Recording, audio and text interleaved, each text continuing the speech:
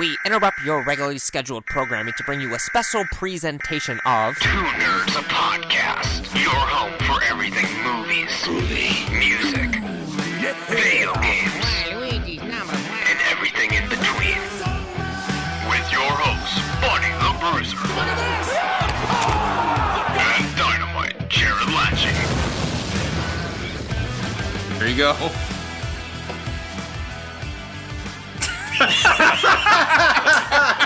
Ladies and gentlemen and everyone in between, welcome to Two Nerds, a podcast featuring Midnight Miles. Since we still have the same name, but I've kind of been on a bunch of episodes now. I took a break last week. We all took a break last week, and you took a break before that. God, it's been a couple weeks. I know everyone's missed me, but we're back to do the conclusion of the video game list, and it's Buddy's turn. The conclusion of the video game. I guess we should introduce the host of this show. I am Buddy the Bruiser, and I wish I could, he's playing Dokkan at this exact No, this is Dragon Ball Legends. So hold on. So real fast, I cannot believe on your video game list, no Rocket League, no Dokkan, no Gundam Battle. Dynamite Jarrod! No, because those games aren't my... Those games... I was going to say, I wish that I could, gargle into the, microphone. I'd take a drink of water and then be like, Dynamite, like Jarrod or something. But, no, because, You're on Rock every time I log on to PlayStation. All right, listen, Jarrod out of all those, Rocket League is probably the best game. Now, I play Dokkan every day, and I play Dragon Ball Legends every day, and I play Gundam. The list goes on, bro. Jarrod, do you get paid to actually play video games? I want to know, because I feel like if you're playing 4 games every day... I fucking wish I wouldn't be hanging out with you fucking bozos. Actually, I would. Because if I got paid to play video, if I was a pro gamer, then I would use that to elevate this podcast to a point where none of us would ever have to work again. So speaking of this, I'm not sure the timing, but I think when this episode comes out, I will have been featured on my first podcast where I was someone's guest to promote our show and to promote the House of Horror. Bless. So if you're listening to this, go check out the I Spit in Your Mouth podcast.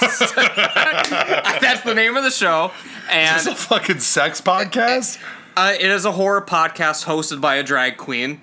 Okay. And so, yeah, it was an interesting time that should be coming out around the same time this comes out. So if you want to go listen to that. We also did the Top 10 Horror Sequels podcast over on the House of Horror with Midnight Miles. Jarrod still needs to tune into that one. I don't think...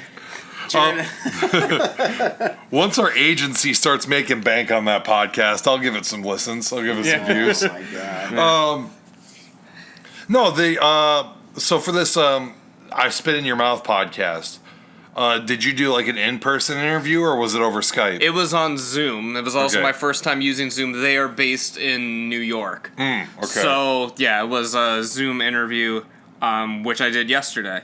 So I think their episodes come out on Saturdays, so this one should be around the same time it comes out, so.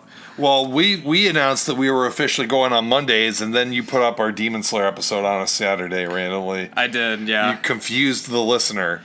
I did. Very, very confused comments we got on that one. But hey, they got the episode a few days early. Did we actually get confused comments? No, everyone was fine. That'd be so funny if just it was a very highly regarded episode, man. One guy was just like, "Hey, I thought you guys did this on Mondays. What the fuck?" Yeah. Nobody cares. But I think it's just because Demon Slayer's hype, or maybe people hate Miles, but the views on that one were a little higher than expected. Did we get any comments? Can we go through some comments? I don't think we got any comments on YouTube that weren't spam. Because that seems to be the trend these days, since No Star Reviews has been vanquished from the internet. We don't really get... Did he get kicked off YouTube? I don't know the full story, but I know... I think he did. Basically. For what? I don't know. I'm gonna have to message him and see. If you guys, I don't think we got any comments hate on me, it. if the listeners hate me and you don't want me on the podcast weekly, let's leave some comments on this episode. Jarrod is reading one of our comments. It looks to be in kanji, so we need him to decipher this for us. All right, so this is a 213 iPhone 12 Pro giveaway by Apple. Heart emoji, kiss face with the heart coming out of the mouth emoji, ... thumbs up emoji. Click here. And there's a little shady looking YouTube link. And then we have some kanji here. Some kanji, some hiragana and katakana in there as well. So we know this is one of our Japanese fans. Yes. Very big listener of the show. And I'm going... Hey, we're trying to bust into Japan, so this is... That's the marketplace we're targeting big time. Our number one market... is in Japan. What's our analytics looking like for Japan now? Well, I don't have it on our phone, but this was the horror sequel so far on Spotify. So, it's doing decent. But, it's fine. Got some listens, bro. Yeah. Maybe I'll share it again. Yeah. Speaking of Japan, R.I.P. Miura-sensei. Yes. Author of Berserk, one of my favorite mangas that I'm still reading, died on the 6th. Right. It just got announced a few days ago. Got announced. Buddy, you're still reading your first volume. I'm halfway through the first book. I'm midway through volume 2. I did order the next book before this happened. And then now... but... So now... well, no, because, I don't know... Because now they're going to be hard to get. So, I don't know... I think the deluxe editions should probably still be decent to get because they're still relatively new. I don't know. I spent like $270 just buying up the rest of the paperback editions of all the books for the remainder of the series for me. Yeah. How many volumes? There's 40? 40 volumes. Yeah. But how many of the deluxe editions are there then?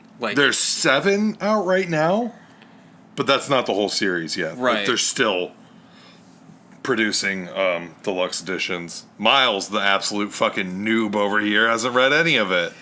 Bro, I can't. All right. I'm going to transition. I want to do some current event stuff on this, but both of you guys have not finished Resident Evil fucking Village yet. So we'll be doing we're going to be doing a full current event. We were talking about current events. Kentaro Miura died. You were, and I'm transitioning into some other current events. He's like, yeah, fuck Kentaro Miura. Resident Evil bros. What's up with it? So we will be doing a full episode of this once Jarrod and I complete the games. We are playing it with our spouses, so unless they're in the room with us, we haven't been able to play. But Miles...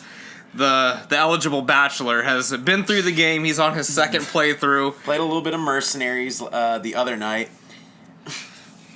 In order to unlock more stages in Mercenaries, you have to get over 400,000 points in 3 stages. Because they're done in 3 stages, so by the end your total has to be fucking 4,020 something. Did they have Mercenaries in Resident Evil 7? No, they had the those survival games in the basement. I played the fuck out of those. I played the fuck out of all the extra content for 7. But I played all the survival games, but I did not play Jack's Birthday or something. Did you play that? I played a lot of them, but I did not play the one where their fucking uncle, you play as the uncle or whatever. He goes back and saves Zoe or whatever. Oh, the one you can fucking punch molded in the head. Yeah. So I played the Chris Redfield. Not my hero. Or not your hero or whatever it's called. Not a hero or some shit like that. And then I played some of the fucking basement survival mission thingies or whatever. I would just play those all the time. Just fucking throw music on and just fucking go to town. I liked the one where it was the dude on the other side of the table, and basically every time you won, horrible fucking shit would happen to him. It was the gambling one, wasn't it? Yeah. Yeah. Anyways, we'll have to get back to Village, but I really, really liked it. I don't know. Resident Evil is my favorite series, which if you listen to some of the other podcasts, you probably know that. I've spoke very vocally about it. Maybe in the comments when we do it. Hopefully, you think we'll get some comments on if people liked Village and stuff. I hope so. We'll put out some prompts on Twitter. We'll get the community talking. Do you guys maybe if we get some responses, we'll discuss them on the on the next show when we do it. Do you guys think you'll beat it in the next week? I don't fucking know, man. I have to wait for my goddamn wife to come home. She's not even in the state. Neither of our wives are in the state at this moment, so we'll see. Maybe it'll be next week. Maybe it won't. Maybe it'll be the week after. We don't know. And most nights that I get to play it with her, she like passes out like 10 minutes in because she's so tired from working and like. But now she's off work though. Well, she's gonna start her next job here pretty soon, so I don't know how taxing that'll be on her. But we'll see. I mean, I'd like to beat it as soon as I can, but I mean, we're working with a handicap here. I don't know, like, I would have beat it fucking 6 years ago if I didn't have a wife like you, but yeah, fuck, true. Here's the thing, Miles. We'll ask you this right now: would you rather be in a happy relationship or beat Resident Evil 8 before us? I don't have a lot of great experience with the first part, so I don't know. I don't know if I have the life experience to say would I rather be in a happy relationship or beat Resident Evil 8. Let's see. Resident Evil series. Been there for my whole life. No happy relationships long term. I don't know. I think I'm just getting married to Resident Evil series. Okay. You That's can fine. marry Lady Dimitrescu. Would you rather marry her or Jill? All right, this is where I don't know if the mic picked that up. It was a very low fuck under his breath. This is where everyone on the podcast, if they didn't hate me or if they do hate me, I'm still waiting for those comments to come in. Because I'd have to go with, if we're gonna really lay this down, I'm gonna have to put Jill and Claire side by side. And I'd have to, like, fuck both of them, see them naked to decide. I gotta see that nipple placement, bro, on both of them if I'm gonna fucking... The straightest man of all time, ladies and gentlemen. Worst dude on the planet here. Here's the thing. Miles would not even split a sushi boat with us today. That's true. It was, I'm so... When he saw that the boat was called the Love Boat, he was like, nice try. That's the gayest thing I've ever seen. Not doing that. So, like, me and Buddy had to just look like we were... fucking lovers over there, which is fine. Instead of the thruple that we were going for when we first walked in. That sushi boat was fire, man. Like, oh yeah, that was sweet. I needed some. And then we mixed the we all mixed the damn wasabi with the soy sauce. And I didn't. You didn't? I swear to God, I don't really like. I love ginger. I know you hate ginger. That's disgusting. I love ginger. I didn't see you touch the ginger either, right? No, I didn't touch the ginger. It's disgusting, right? I just don't fuck with. It's literally just a palate that cleanser.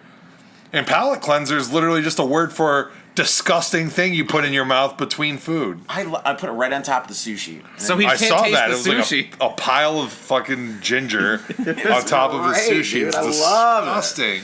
Absolutely horrific. Yo, that spot was dope though. That was good. I want to go back there. The staff was friendly and the staff was great. Yeah. I feel like I'm such an adult now because back when I was a kid, it's like. Every time we go somewhere, you're commenting on the service. Right. Yes. And when I was like, I think it's because I went to Japan now. It was like the gold standard of fucking service industry now. That when I go to like Denny's now, I'm like, I'm absolutely revolted at the level of service that I'm experiencing here. And then when we go to the Indian restaurant that we like to go to, and we always have the same waiter guy, and he's fucking cool as fuck. And, he was cool. And he's super nice, and I always tip him more than I tip people normally, which it's not a lot, but it's a lot for me. I usually only tip people like $2 or $3. Like I'm like not a big tipper. Damn, everyone on the podcast, between me and the nipple placement, knowing Jarrod doesn't tip a lot. Depends on the bill, man. Like if you're at Denny's, like $2 or $3. Well, can we get into fucking tip culture here? Because tip culture is bullshit. Like the whole thing's bullshit. I agree with Steve Buscemi 100% at the beginning of Reservoir Dogs. 1,000%. Because I went to Japan, get better service there than anywhere else I've ever been in America. No tipping. And no tipping. They look at but you. They're also paid accordingly. I don't know if they're paid a lot, but I bet you they're not paid fucking like $3 an hour like some of the fucking tipping. Because like to me, that's just a fucking like it's just fucking bullshit.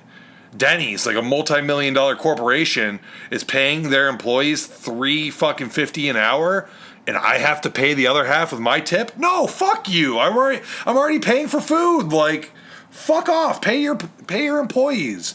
I should only have to tip them. Okay? This is what a tip is for. This is really what a tip is for. Is when I'm blown away by the service and I think they deserve a little something extra. That's a fucking tip. Okay? It shouldn't be some fucking like obligated, enforced, expected thing. Like if someone goes above and beyond, then maybe it's like, damn, yeah, I'm gonna slide you a fucking $10 bill. Like, you took care of me today. That was sick. Like, but no, it's just expected in Western culture now. I don't understand what the deal is, and I don't agree with it. But I have to do it, otherwise, I'm the asshole. Am I the asshole? Yeah, but I don't mind it when we go to the Indian restaurant. And I don't mind it. I didn't mind it today because that woman like legit like insanely good service and like talked to us very about nice. stuff She's and, like, been in America for 2 months, she said, and she's very nice, very friendly, and I think she's just really excited to be here. Yeah, and that's cool. Glad to have her. I hope that she has a great time in America for the rest of her life or however long she wants to stay. Yeah. Well. But before we move on to the main course today, we had a few discussions in the previous weeks about video games before we dove into the top 10s. We talked about what our first consoles were. We talked about games from high school that we really liked. And but it didn't make the top 10. But it wouldn't make the top 10. I have a question for you guys. What is a game, like either from your childhood or it can be recent or whatever, that you did not play and like you feel like you missed the boat on it? Or like a game that like you've always wanted to play and like you think it would still hold up, and like just like what are some like big games that you guys have like missed? That me and Jarrod talked about this, I think, somewhat recently. I think maybe even before we did one of the podcasts. Probably Metal Gear Solid for me, because I feel like it was a game that like I had the first one on PlayStation, but way later. Was going through some shit, sold a bunch of PlayStation games, had it in that pile, so I didn't play it. I have the HD collection on PS3, and I have Metal Gear Solid 4. And I haven't, when I had my PS3 fucking got a stink bug in it and actually exploded, so I literally sent it to Sony, and that was like real fucking life. Because the way those PS3 Slims or whatever were made, the way it can conduct energy or like electricity or whatever going over, I don't remember exactly how it's made, but I looked it up online. A bug crawled up in the fan, and acted like as a conduit and just overloaded the fucking thing, fried my fucking PS3. Sony couldn't even fix it. They sent it back. They refunded me my money. I think that Metal Gear Solid is like a really good choice. I think I agree with that one. If I have to pick something else, I would go with like Grand Theft Auto 3. Or like Vice City. I played Grand Theft Auto 3 the day it came. Like I rented when we used to rent consoles from stores.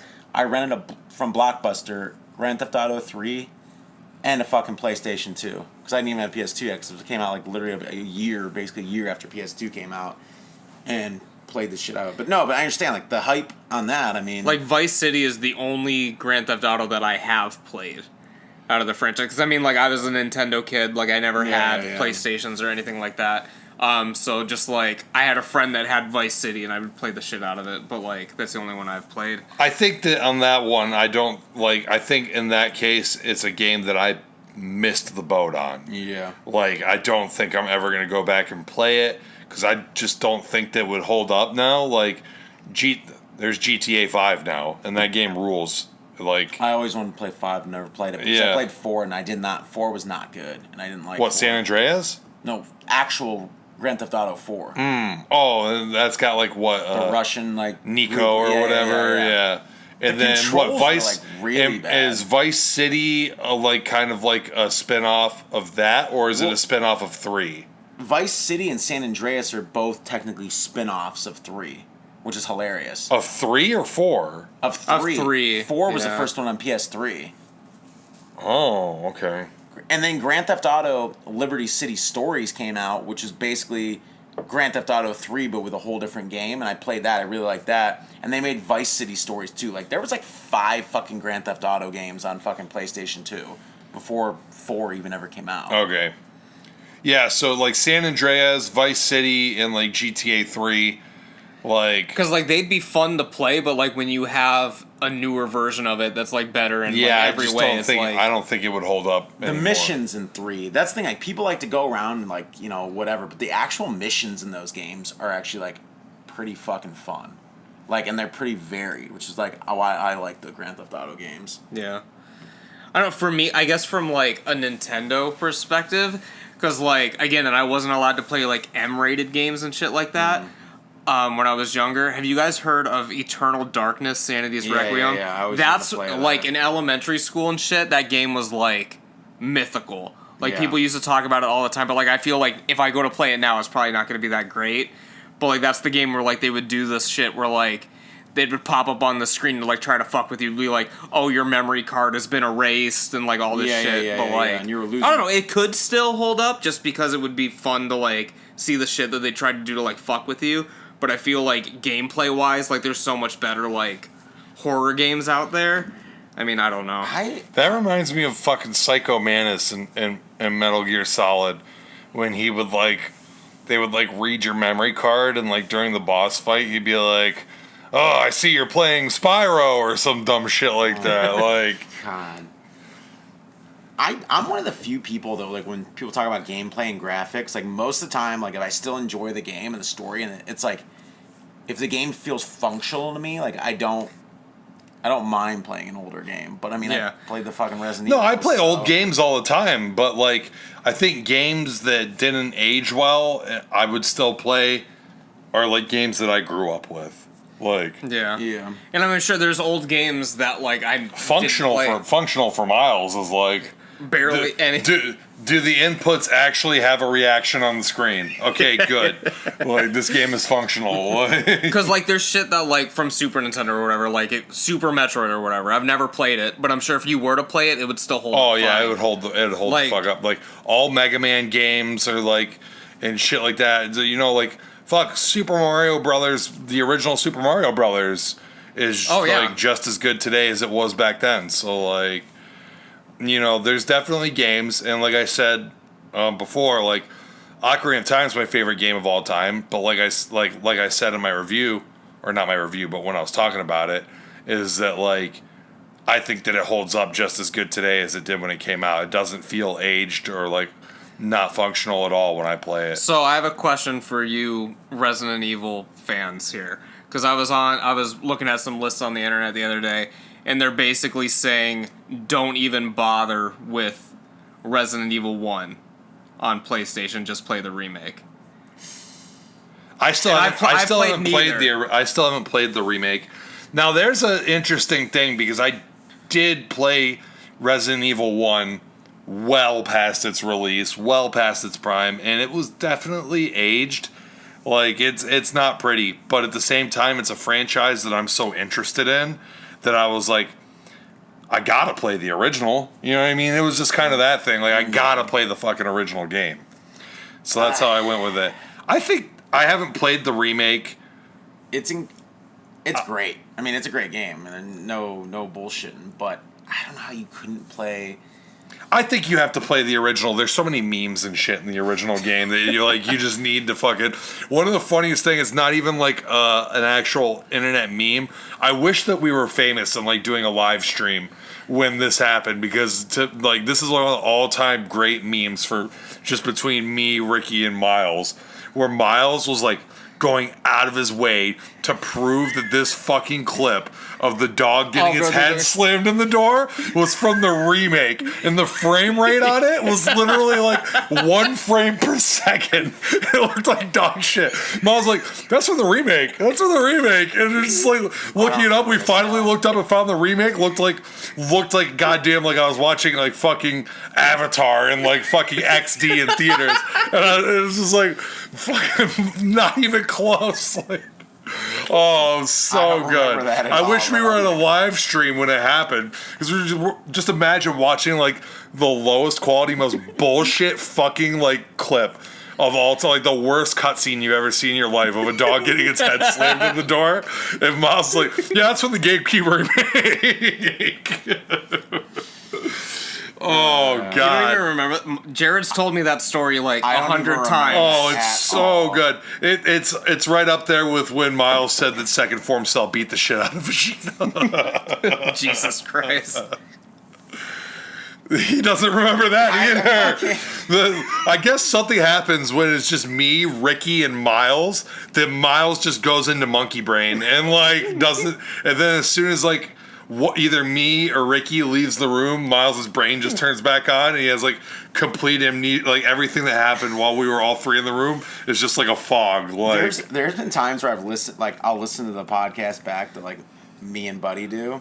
And I'll like listen to something I'll say, and I'll correct myself before I even say it, because I'm like, oh, like when I'm trying to use my fucking brain and think about all the dumb, worthless shit that's in it, and I'm like, I was close, but I was not correct on this. Just rarely. We usually once a podcast. And you'll like text me after, you're like, oh yeah, I should have said this. Blah blah blah. I was like, but you gave me the fucking hiccups, cat laughing too.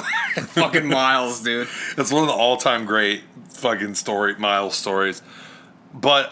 As far, like I said, I haven't played. I still haven't even played Resident Evil 0 or the fucking. You got to play remake Zero, on the and Code Veronica. You got to just fucking. Yeah, I need to play all of them. I plan on playing all of them. I would say this because I plan on playing like all the main Resident Evil games eventually. If you like Resident Evil, but you're not like. Man, like this franchise, you know what I mean? Like this franchise, and you just want to play it for the story, then I would say you could probably get away with just playing the remake. Yeah. But if you want to be, and I don't even consider myself a hardcore Resident Evil guy, because we got Miles over here talking about like goddamn like, oh my god, like I've beaten the game 16 times already, and I'm trying to do it with my fucking knife only run. I would never do that. Like, I beat the Resident Evil game, and there's some Resident Evil games where I haven't even beaten all the campaigns. Like, I've never beaten a single Ada campaign in, like, in any of the Resident Evil games. And, like, a lot of the time, like, I beat just, like, I think in Resident Evil 2 Remake, I did, like, Leon's campaign, and then Leon's, like, alt campaign. Do Claire, yeah. And, like, I haven't done, Claire anything. You know, same thing with Resident Evil 1. You know, I did... In Resident Evil 1, it doesn't really matter. I think it's, like, very minimal difference. But I did, like, Chris. I didn't go through and beat it with Jill. Like, the only thing with Jill is that Barry's in her campaign a lot. And you start with your gun. Yeah. And, like, Barry's obviously not in fucking Chris's campaign, like, at all. And, like, there's a few scenes where you can, like... in the original game where Barry will be different places at different times. So you can actually, like, find him at different moments. And sometimes he'll, like, legit give you shit, which is cool. Like, he'll be like, oh, hey, I found this. I think you're going to need it. So, like, her campaign's cool for that because just random hard-ass fucking Barry experiences, dude. Yeah. I mean, maybe one day when I'm fucking, like, giga bored, I'll, like, go through and start playing, like, some of the, like, you could extra campaigns and shit. You could probably, like, if you're going to play... You need to play Code Veronica soon. You got that. You just got that. Like, I bought Code Veronica. Sometime soon. Code Veronica X. You gotta have that. You gotta have X because you gotta have the final fucking cutscenes at the end of the game. Yeah, so I got Code Veronica X on my PS5. Yeah. That's gonna look like that's gonna look great. Yeah. Yeah. I'm just gonna be looking at a fucking. It's gonna be like, fuck, am I playing Pong right now? What the fuck is? At least it was developed for Dreamcast, and it wasn't developed on like PlayStation 1. I mean, so it'll look better than playing like Resident Evil 1, the original, on your fucking PS5. The thing with those though is that they're not upscaled. Right. So when you play like Resident Evil 1, it's just like black borders and just like square screens, so it doesn't look that bad. Yeah. I don't know, man. Like, if you're just in it for the story, then just play the remake, I guess. Yeah. Just remember that you got to set bodies on fire after you kill them. Because it was like on a list that I saw. It was like the top 10 horror games that are not scary, and it was Resident Evil 1 was on the list because of the terrible voice acting and just the gameplay wasn't there. That doesn't matter. When a hunter comes out and is about to rip you in half, you'll squirt. Yeah, like there were times in that game where I'm just like opening a door and like the loadout will just happen, and it's like 3 zombies and like a fucking hunter like running right at me. And I'm the like, hunters run so quick around corners at you, and they're just there, and you have to fucking fight them. Like, I don't know, when the dogs bust through the windows, there's some jump scares in that game for sure. I don't know, it's a classic, but it just hasn't aged very well. It's like GoldenEye. Right. Resident Evil 5 was also on that list, and that game's not supposed to be scary. And Miles' favorite game of all time, Deadly Premonition, of course, had a solid spot on that list. I don't even consider Deadly Premonition, if you played it, it's a mix of genres. Like, I don't even consider that a horror game. Really. By the way, Resident Evil 5 gets scary for like a segment when you get into the laboratories. That's true. When lickers start busting through fucking windows and coming at you, yeah, that shit made me like literally shit myself like a few times. Well, you see this list, bro. Should we go on to my list? Okay, so of course you've read the title of the episode. You've heard the other episodes breaking down Miles' top 10 and Jarrod's top 10. So now it is my turn for my top 10 favorite video games of all time. My list is going to be very different from your guys' lists. Fucking, what's the opposite of a normie? I don't know. All right, whatever. My list is probably a normie list, because you guys, I mean, I don't know. The thing is, my list was pretty normie. My list is very normie, but also I feel like the games that are on my list, they're highly regarded for a reason. So it's not like, I don't know. Like, I feel like every game on my list is good and people know that it's good. You guys probably haven't played some of these games, or if you have, they wouldn't even come close to, like, sniffing your lists. But my childhood was a lot different from your guys's. I obviously didn't fucking have a PlayStation until I was in high school, was when I got a PS2. So I was in junior high. Yeah. But I had N64 when I was... And PS2 whatever. Was the only PlayStation console I owned until this, the PS5. So I thought you had a PS4 for a second. I had my brother's PS4 for like almost a year, and on that I only played a few games like Dragon Ball Xenoverse and a couple other things. Like, it wasn't like enough to like really like... No PS4 games had enough playtime for me to even be on my list. Dragon Ball Xenoverse is cool, but God, you gotta chill with the fucking DLC, man. Yeah. Jesus Christ. Yeah. But, yeah, so my list, primarily Nintendo games. Obviously, I had an N64, GameCube, Wii, all that kind of stuff. But I did want to have one game that was not a Nintendo game on my list. We talked about it last week, and Jarrod's playing with my cat right now, and she's very upset. I don't know why. But we talked about it last week for a little bit, so I'll keep it somewhat brief. But Final Fantasy X is coming in for my 10 spot. Appropriate. Yeah. So I don't want to go too long about it because we talked about it last week. But super weird game, but this is a very weird choice. I don't know. I've never played this game before. What? Final Fantasy X? This is very weird. What are you talking about? You were saying that how your list is probably going to be very different from ours. Well, besides a couple, because I think I have... Not a strong start for the differences. Well, I think one game... I think I share one game with you. You picked, like, the one Final Fantasy game that Miles is actually fucking playing. Yeah, I played a few, but yeah, I have played 10. Yeah, I played, like, half. But I think on my whole list, I have one game shared with you and one game shared with him in the whole list. Okay. But Final Fantasy X, I love the diverse cast of characters. We talked about it last week. Kimahri's a fucking goat.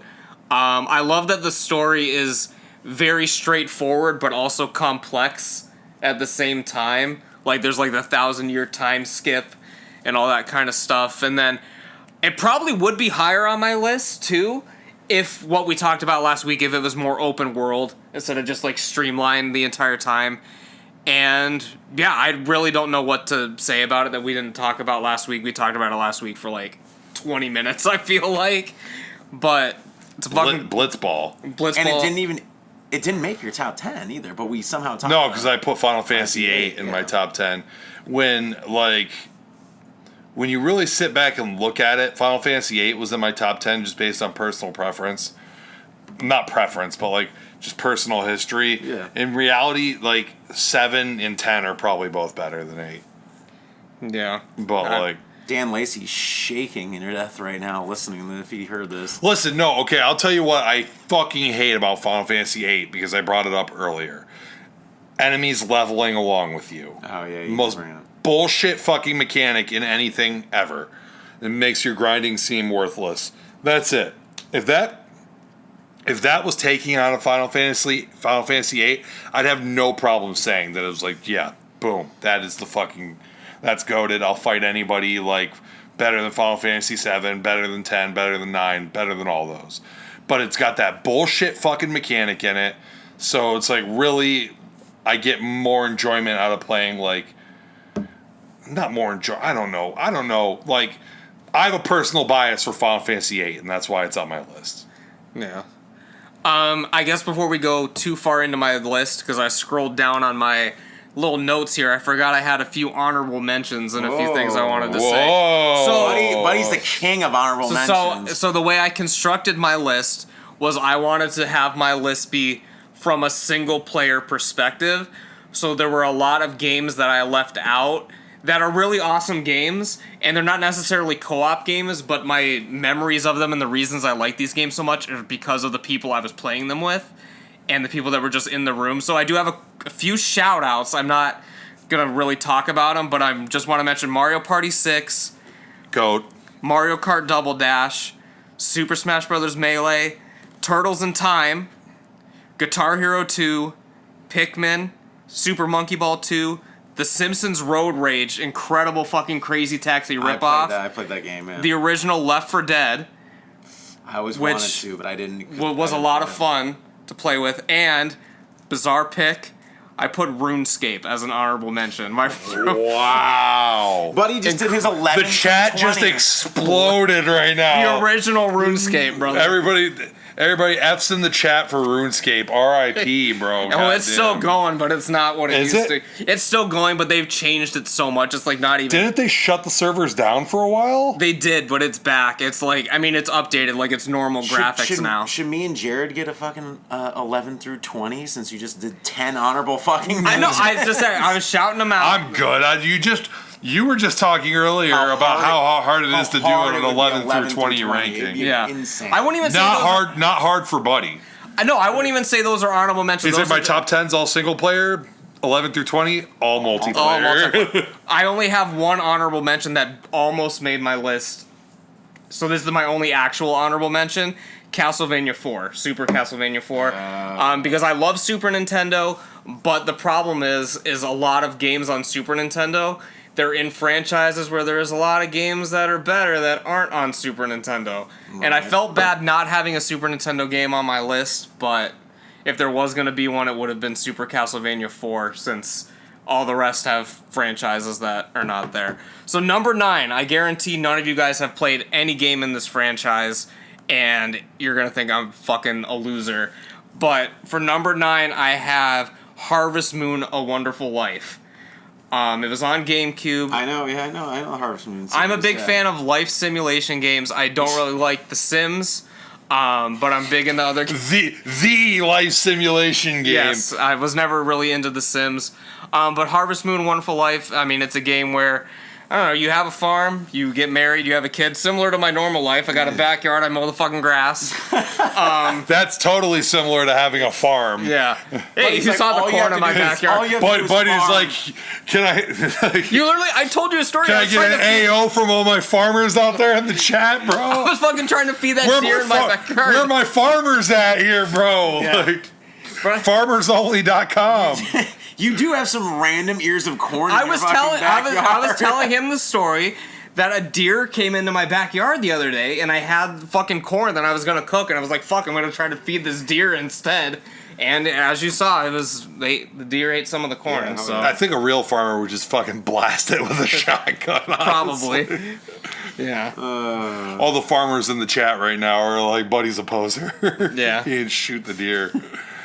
Yeah. But I don't know, it was a fun game. I played a shit ton of it on GameCube. you like go through like obviously the first year of the game is you trying to get married, and then the second year you have a kid, and then you this is the life keep of going. Miles right here. The first the first part of the game is you trying to get married. Like, man, that's just life, isn't it? Yeah. Is that real life simulation shit? Being a farmer in the next I wouldn't year? call you a loser for, like, I don't like life simulation games. Like, that's just me. But if I was going to play one, it would probably be Harvest Moon because it has the most anime aesthetic out of all of them. They didn't seem like I used to read reviews on the series. I mean, they used have to you have, seen the artwork games. from A Wonderful Life? Because it's definitely anime. Yeah. I remember when this game came out. Like, yeah, I think it came out on PS2 as well. I think so. But I played the GameCube version, and yeah, the characters in it are insane. There's like a fucking homeless guy that's like always begging for money. There's an abominable snowman walking around. There's like a mad scientist that's like looking in your windows and shit, and I don't know, there's just like a lot of weird shit going on in that game. And it was also cool because it had a feature where if you had the Game Boy version of Harvest Moon that was out at the time, you could link them together and you could visit your towns in the other games. That's by hooking your Game Boy up to the GameCube, which we didn't do that often, but it was a thing that you could do in the game. And I don't know, I just have a lot of fun memories with that game. It's kind of weird to talk about because literally all you do is fucking milk cows and shit and hang out with your wife, but I don't know, it was a lot of fun back in the day. Yeah.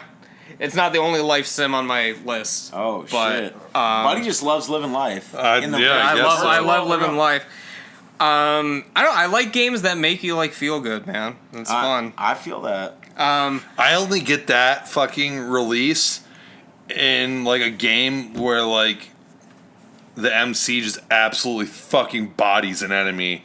Like regardless of if it's a cutscene or just like a really sweet kill. Like I was just talking about with Ghost of Tsushima earlier, where like basically the main character kills one of the generals and then in the cutscene just gets fucking so pissed he just fucking cuts his head off and just like throws it in the air and just starts murdering everybody while he's screaming like, get the like fucking I'm gonna murder every single one of you. And then like that's when I get my fucking man, this makes me feel good.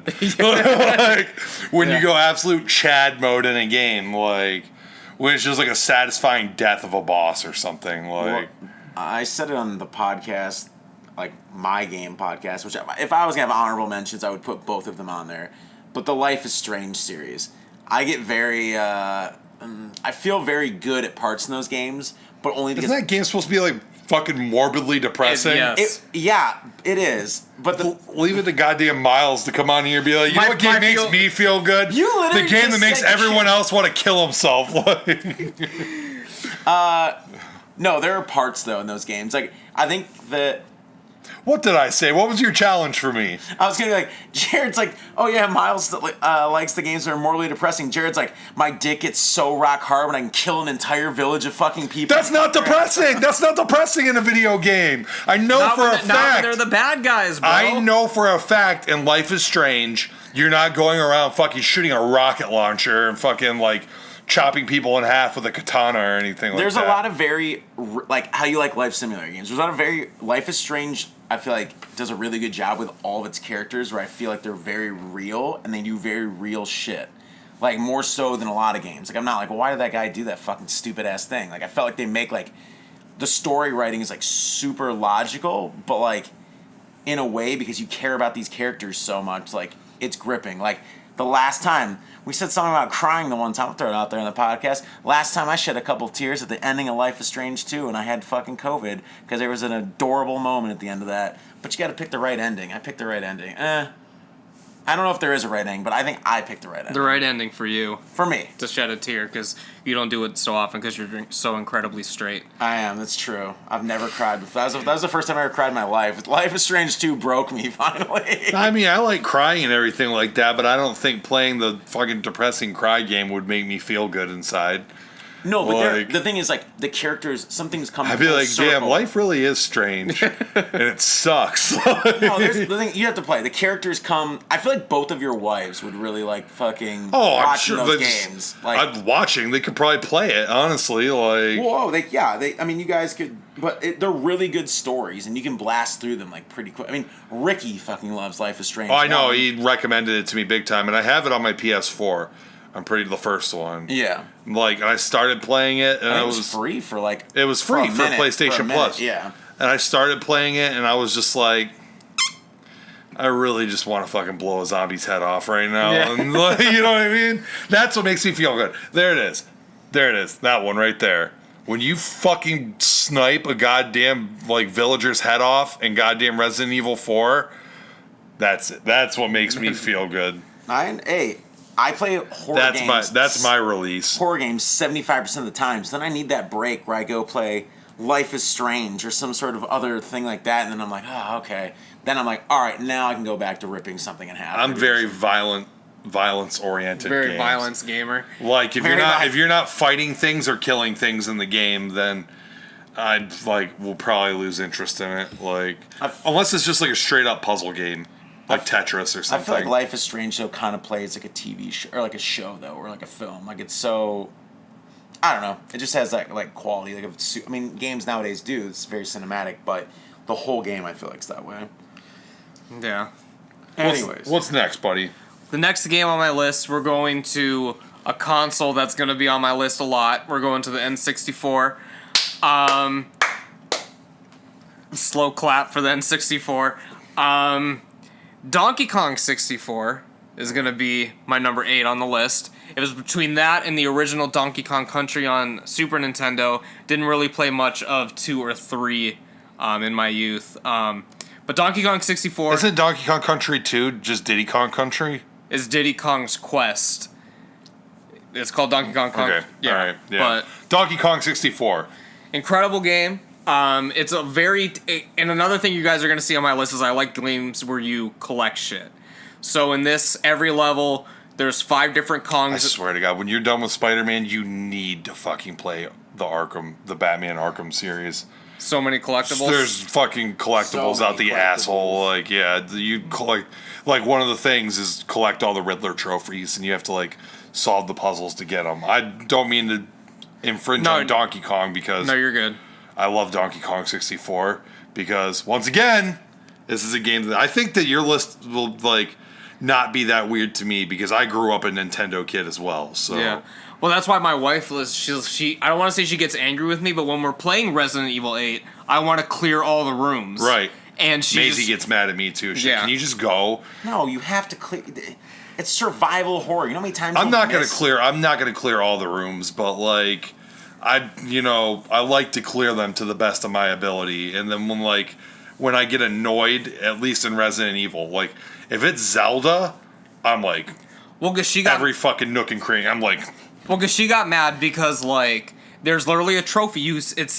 When you look at the list, it tells you all the shit you can do. There's one for breaking all the windows in the castle. I'm trying to get that. So I'm like, okay, I'm gonna go break all the windows in the castle, and she was like, no, we just got to keep going. And I'm like, ugh, whatever. I gotta try to get that on this playthrough. So I haven't looked at the trophies at all because I know that there would just be something like beat the game with only your knife. That I would just be like, beat the game in under 3 hours. Yeah, fuck this. And then one of them is beat the game with only using 4 healing items. Jesus Christ. Stupid. But Donkey Kong 64, it's obviously a platform game, starring Donkey Kong. So, there's 5 different monkeys that you play as. There's obviously a lot of collectibles associated with that. There's tokens in every level, 100 bananas in every level. The boss fights in the game are really fun. Every character has, 2 boss fights in it. Ricky thinks this game's a little too much with the collecting because there's certain parts where you're literally only going into this area to grab 1 banana for 1 character. But I don't know, I think it's fun. Again, a lot of nostalgic memories with this game, like everything else on my list. Every character has instruments, which is really cool. The DK rap is iconic. Everyone knows the fucking DK rap. DK Donkey Kong. Yeah. But yeah, there's a lot of varied gameplay in this too. Every character, they move different, they feel different. Yeah, it's just a fucking really good platform game. One of the best on the N64. That's a banger. What's interesting to me, I see your fucking Banjo-Kazooie fucking me over there. and it's by the same developers as Banjo-Kazooie. That's an amiibo, Amiibo, whatever. Just add an A and a bow at the end of what I said. Like, it's by the same developers. It's pretty much like the same engine as like Banjo-Kazooie games, but with like Donkey Kong characters in it. Right. Is there going to be any Banjo-Kazooie going forward? I don't know. You brought it up, man. Rare made them? Rare, yes, before it was bought out So by are you Microsoft. saying do you like Donkey Kong 64 more than Banjo-Kazooie? Hey, I'm not trying to spoil this list. Miles gets mad. Buddy always ruins the list. He's always saying sneak peek this, and that. So I'm not saying anything. Banjo-Tooie. I'm not saying anything about that bear and that bird over there. How come Banjo-Kazooie have not made a comeback? Because the rights is so fucking because like they released that one game on Xbox and they were trying to update it to a modern audience. They were like, fuck, like people don't want to play a platformer anymore, so they basically made a Banjo-Kazooie like Grand Theft Auto scenario. Were you not aware of this? Was it the mature? Didn't they make mature? No, it wasn't like art. No, it was still for kids, but it was literally a game where you just make and design cars and like run shit over. Like, it was called Banjo-Kazooie Nuts and Bolts. Yeah, okay. It was like a combination of like that a never race. should have been on that. Banjo-Kazooie should never leave Nintendo. Well, Microsoft bought Rareware. So like, I don't give a fuck about Microsoft. So, and then the original team, they were fucking pissed that they made this game. So the original team behind Banjo-Kazooie founded their own company, and then they made the Yooka-Laylee series, which is also... I played the first one, and the first one's good. I haven't played the second one, but... that was one of the games I played on PS4 when I had the PS4, was Yooka-Laylee. It's essentially Banjo-Kazooie, only you're different. You're Yuka and Laylee, like you're a lizard and a bat. Did Conker come from Banjo-Kazooie? So Conker started in Diddy Kong Racing. Okay. And then Conker had the mature game. Conker's Bad Fur Day. Well, because it was supposed to be a family-friendly game, and then they fucking changed it at the last minute. The multiplayer modes in Conker's Bad Fur Day legit actually fucking go off. Like, so fun. Like they had like the death match or whatever, and you can set it to like you all have just like katanas. You just go around like fucking cutting people up, dude. That shit went in. That was a fun game. I played that one in college. It's not on my top 10, but that is a very good Rareware game as well on N64. But yeah, Miles, you've obviously never played Donkey Kong 64, I'd imagine. I've played a couple of the Donkey Kong countries at people's houses, and I played Donkey Kong the original, obviously at the arcade. Right. I don't know if I played Donkey Kong 64. I didn't have a 64. Where's Donkey Kong? Is he gonna get a new game on Switch? See, here's the problem with the Switch right now. And I've said this before, I don't know if I've said this on the podcast. The Switch, for a lot of the time, has been relying on remasters of Wii U games. Because no one played the fucking Wii U besides me. So literally, the only Donkey Kong that's on fucking Switch is the remastered version of the Wii U. And what was on Wii U? Donkey Kong Country? It was Donkey Kong Country Tropical Freeze was the game. Okay. And, of course, they had a Donkey Kong Country on Wii. Donkey Kong Country Returns. Yeah. Tropical Freeze was the sequel that was on Wii U. No one bought a fucking Wii U, so they just remastered it for Switch. Like they did with fucking Mario's 3D World and all these fucking games. They just fucking poured it to Wii U because no one... Poured it to Switch. Let me say something that we haven't mentioned before, but New Super Mario Brothers fucking rules. That game is so goddamn fun. I haven't played all of them. I've only played that first one that they did. And you probably played it by yourself, right? I played it with the woman I was seeing at the time. Okay. You got to get like 3 or 4 people in on that thing. Oh, I'm sure it's fucking crazy. Chaos. Like, it's so good, though. Yeah.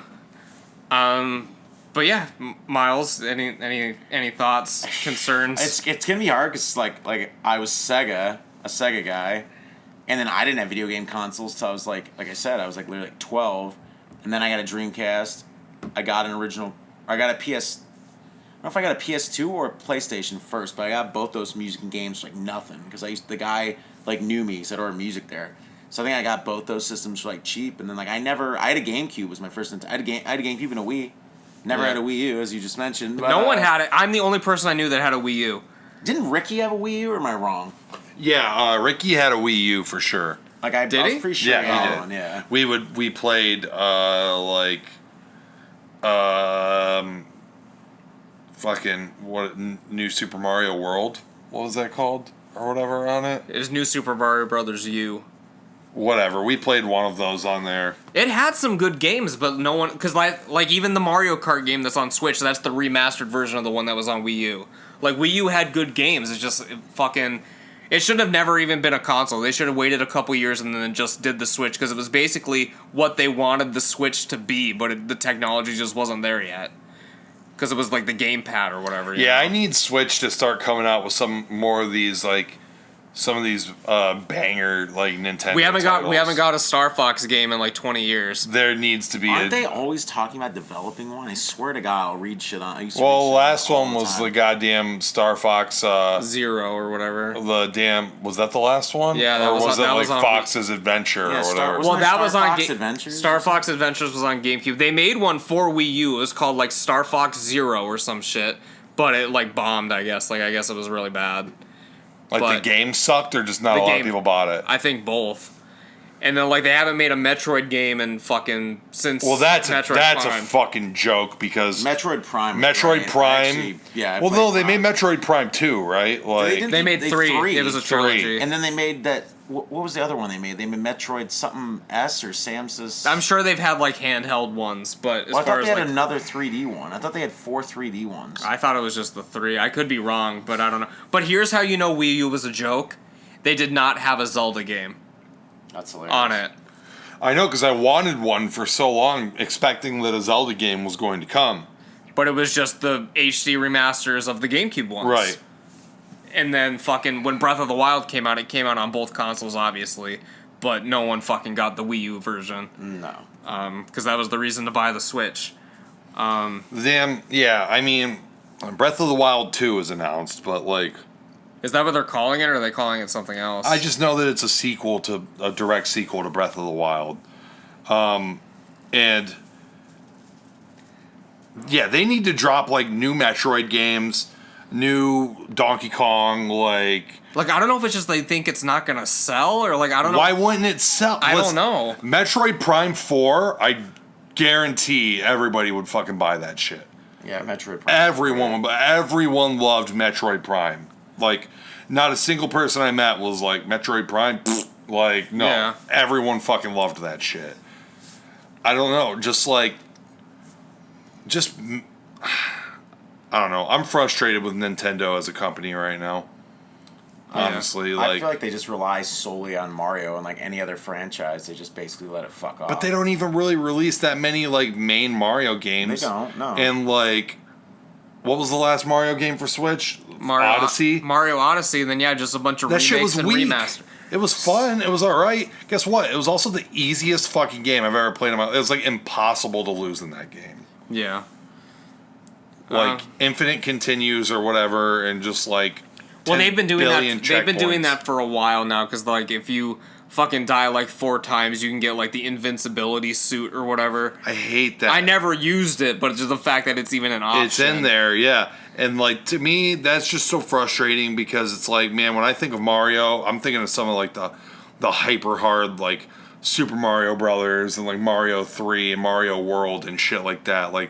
Those games are pretty fucking challenging. I'm not gonna say that they're Dark Souls or anything like that. Yeah. Maybe Mario 1. Right. But and the thing that's crazy about those games is if you don't know what you're doing and you get 3 worlds in and then lose all your continues, you're fucked, brother. You're starting at the beginning of the game, and you know what? I like that.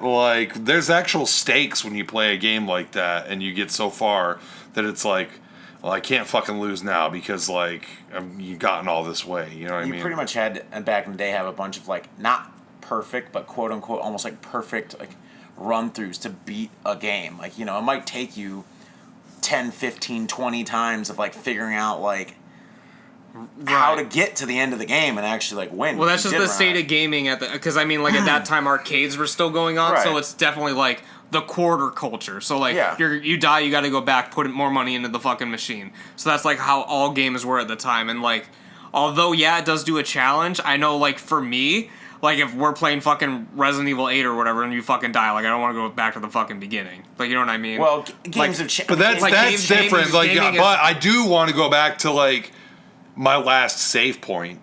You know what I mean? Like, yeah, it's convenient or whatever, but, like, to me, like, because in Ghost of Tsushima is really bad about this. This is probably my least favorite thing about the game. When you die, it literally just brings you back to, like, right where you die. were. Like, so if you die in, like, a boss fight, like a duel or whatever, you die.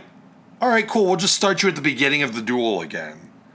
Like, no, man, just, like, give me something. Make me work for it a little bit, like, instead of just, like... I'm right outside the door, yeah. Instead of me just getting my ass kicked, like, 3 times in a row until I finally win with no consequences whatsoever.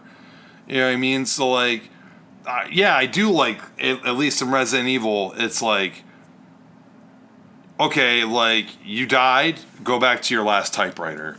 Now you have to go through all these rooms again to get back to the thing.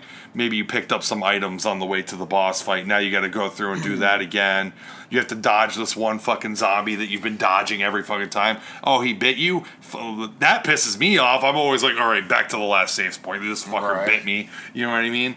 Just shit like that. Like, it's annoying, but at the same time, it makes me feel like I'm actually... The old Resident Evil games were good about taking the 2D things we just talked about and going to 3D, where it's like, yeah, you had to, like... You might go back, like, because I used to, they used to do the save points would fuck up your rankings. So I might not save for, like, a third of the game or 25% of the game, and then I would die and be like, oh my god, I have so much to go back and do. Like, I've talked about times where I was trying to get certain run-throughs on Silent Hill, and, like, some of them are like, you have to do this to, get this ending, or I'm trying to beat it with this. Like, and this was, like, before trophies, but, like, they had, like, little things in there. Yeah. And I remember, like, literally almost beating an entire Silent Hill game without saving, and I fucking died, and it was 4 a.m. I've said this story, and I woke my parents up because I was, like, screaming so fucking loud how pissed I was. They literally... Well, you didn't need to even attempt that. What's... 4 a.m. when you die in a game, though, that you've been playing all night is literally, like, when you're a kid, no, it's the worst dog shit. feeling. I agree, but, like... You literally just want to die. Like, it's fucking horrible. What's the next on your list, buddy? So next on my list is the last life simulator on my list. A game that Jarrod does not like very much, but it's games that are very close to my heart. I had a very hard time trying to pick which one I want on my list for this, and I still don't know, but we'll just start talking about it. The Animal Crossing franchise.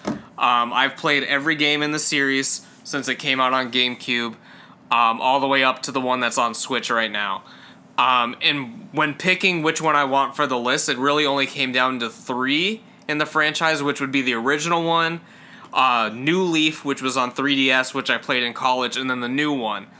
And the reason I'm hesitant to put the new one on my list is because even though it vastly improves on everything in the franchise, like the way you do your items, there's so much customizable shit in the town. I mean, you saw my house in Animal Crossing. I literally have Metallica and fucking Phil Collins albums on my walls and shit.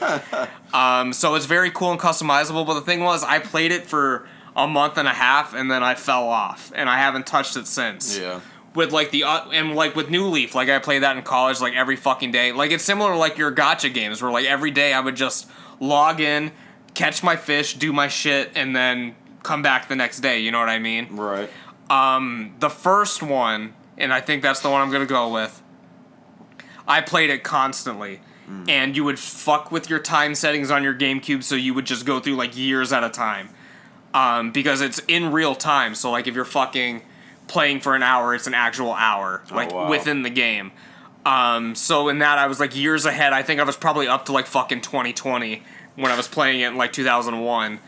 And yeah, it's just a fun game. I like doing the daily tasks, catching the fish, filling up your museum with fossils. In the original game, it's also cool because there's actually NES collectibles in it, where literally you get little Nintendo consoles and you can play a full version of Excitebike, a full version of Super Mario Brothers, like all this shit within Animal Crossing, which it doesn't affect my ranking of it, but it was just a cool thing to have in that game that... I mean, who knows? Like, someone could have never played Mario Brothers up to that point, and, like, you fucking have it in your Animal Crossing game. So, that, to me, sounds more interesting there. I mean, I would... in that scenario, I would just go play Mario. But, like, my problem with Animal Crossing is that it's literally nothing. Like, you literally basically, like, you do stuff, I guess, but it's, like, the least interactive, like, shit ever. Like, when you fish, you go stick a thing in the fucking pond and then pull it up. It's not like a fishing game where it's like goddamn like Zelda where you cast out and then you see the fish do and you gotta play the whole ass mini game. Like if it was hard. Shit like that, I love fishing mini games. Shenmue 3 has an insane like you have to catch all these crazy fish and like you have to be there at certain times of the day. There's fishing tournaments. Like there's literally an entire fishing game in Shenmue 3, and I barely scratched the surface of it because it was like right. So and I mean, in Final Fantasy 15, there's a great fishing game. Like several Zeldas have great fishing mini games, and there's been a bunch of games that I've played that have great fishing mini games. And the thing is, like, like I would probably get into Animal Crossing, like there's no skill to it. Like I see what you're saying. Like it's there's very just much nothing just to it. It's just not even like me playing a game. Really, it's just me like. Well, it's still like you can only catch fish certain times of day, certain times of the year. So like there is a strategy involved in it. But again, like you put your fucking thing in the water, it bites it, you pull it out. Like there's not. It's just it's just so nothing. Like Maisie was showing me her little village. And I'm like, all right, cool. You know what I mean? And she's got like a whole arcade. And like one part of her village has got the pinball machines and the fucking like arcade cabinet and shit. I'm like, oh, that's sweet. Like, can you play that? Oh, no. Like, I could walk up to it and pretend like I'm playing it. Well, what the fuck, man? Like, the Animal Crossing could have, like, programmed, like, fucking Tetris or something into their arcade cabinet that you could just They did in the first one, so on the Switch one, yeah, there's no excuse. Yeah, there's nothing for it. And I mean, like, that just irritates the shit out of me. I would play it if it was like, all right, you know what I mean? Like, oh, man, I want to get this table. Okay, I gotta play Tom Nook in a game of darts for this shit. Like, that would be sick. Like, if it, like, it's like in Yakuza, you know what I mean? There's a lot of fucking running around and doing nothing in Yakuza. There's so many fucking mini games. Like, there's a whole ass game with, like, 1,000 fucking mini games also built in. Same with, like, a Shenmue or, like, any Final Fantasy game. A whole ass game with mini games in it.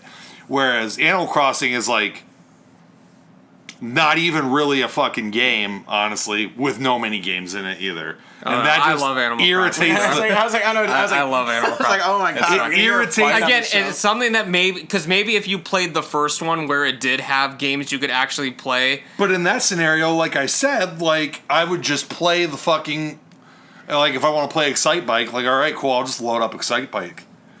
At that point, like I'm not gonna play Animal Crossing to play Excite Bike unless it's literally the only. Yeah, but there's fun shit. I mean, like in the original game, like if you're that would be. Go ahead. No, go ahead, because I was gonna. That would be sick to me. Like that's a cool bonus, like in Pokemon Stadium, where it's like this whole ass game, and you can also put your fucking Pokemon cartridge in there and play your fucking Game Boy game on the N64. That was sweet, and that was extra sweet because. Like you can transfer your Pokemon from the game into the thing, but also like there's a whole other game there. Like I'm not just playing Pokemon Stadium so I can play Pokemon Red on my TV.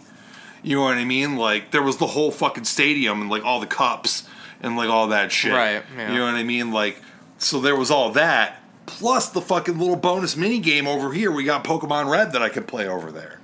Like that was fucking. Sweet. Could you play other Game Boy games on that too? So not on the N64 version. That was the worst one out of all the Game Boy add-ons. Because on Super Nintendo they had the Super Game Boy, obviously. Yeah. And on GameCube they had an attachment, which I have, where you put your Game Boy game underneath your GameCube, and you can play any Game Boy or Game Boy Advance game. When I got a GameCube, I wanted that. Oh, it's just built into the GameCube? Or no, it's attaches to the bottom. It attaches to one of the expansion slots, and then you fucking... Oh, it's literally a whole tray underneath the GameCube. It makes your game, like... It's like a couple inches higher, It makes your GameCube a fucking game station or something like... I wanted that because Game Boy Advance had so many RPGs at the time. And I still have the attachment because I just put it on the GameCube and I never took it off. But I don't have the disc anymore that lets you play them, and the discs are like super expensive. Oh fuck! I forgot. Because you have to have a certain disc in there to make it work, obviously. But yeah, those discs go for like fucking $30 on eBay, and I'm just like, fuck. I thought you were gonna say way higher when you didn't want to spend money. But $30 to play a game on the TV that I could just play holding it. I mean, like, I don't know. Like the fucking that just reminds me of like swap discs and shit from like PS1 and everything. Yeah. Like, case in point, I love pointless shit in video games. I have a line that I draw where like the entire thing is just completely fucking pointless. And that is Animal Crossing. That's the line. It's not pointless to me. There's a lot of cool stuff you can do in it. Like, there's a mission, like, after midnight on certain days, you can go into the town and there's literally ghosts in the town and you go and catch them and stuff. There's lots of songs to collect. Obviously, like, you decorate your house and furniture and shit like that. I never cared too much about that stuff. And then when you pay off your fucking house, that's literally all the Switch game is. It's just decorating your fucking house. And giving stuff to the museum. Yeah. I mean, I'm thinking maybe the concept of the game hasn't changed. Maybe the GameCube version had more, like, actual gameplay to it. Well, but there's from still when I that watch fucking Maisie, like, it's literally just like, yeah, she catches a bug or something. There's still that stuff in the Switch one where you still catch the ghosts after midnight on certain days and stuff, and there's still certain tasks. I've never seen Maisie. Like, maybe Maisie has no idea, but, like, maybe when she comes on with Maisie, you're going to have to get a hold of Buddy and figure out when these fucking ghosts come out, because you're going to have to start catching these goddamn ghosts. I'm getting sick of you fucking saying you're playing video games when you're really just fucking not. Yeah. And I love, like, the first Animal Crossing, like, also, and I wish they would have brought this back.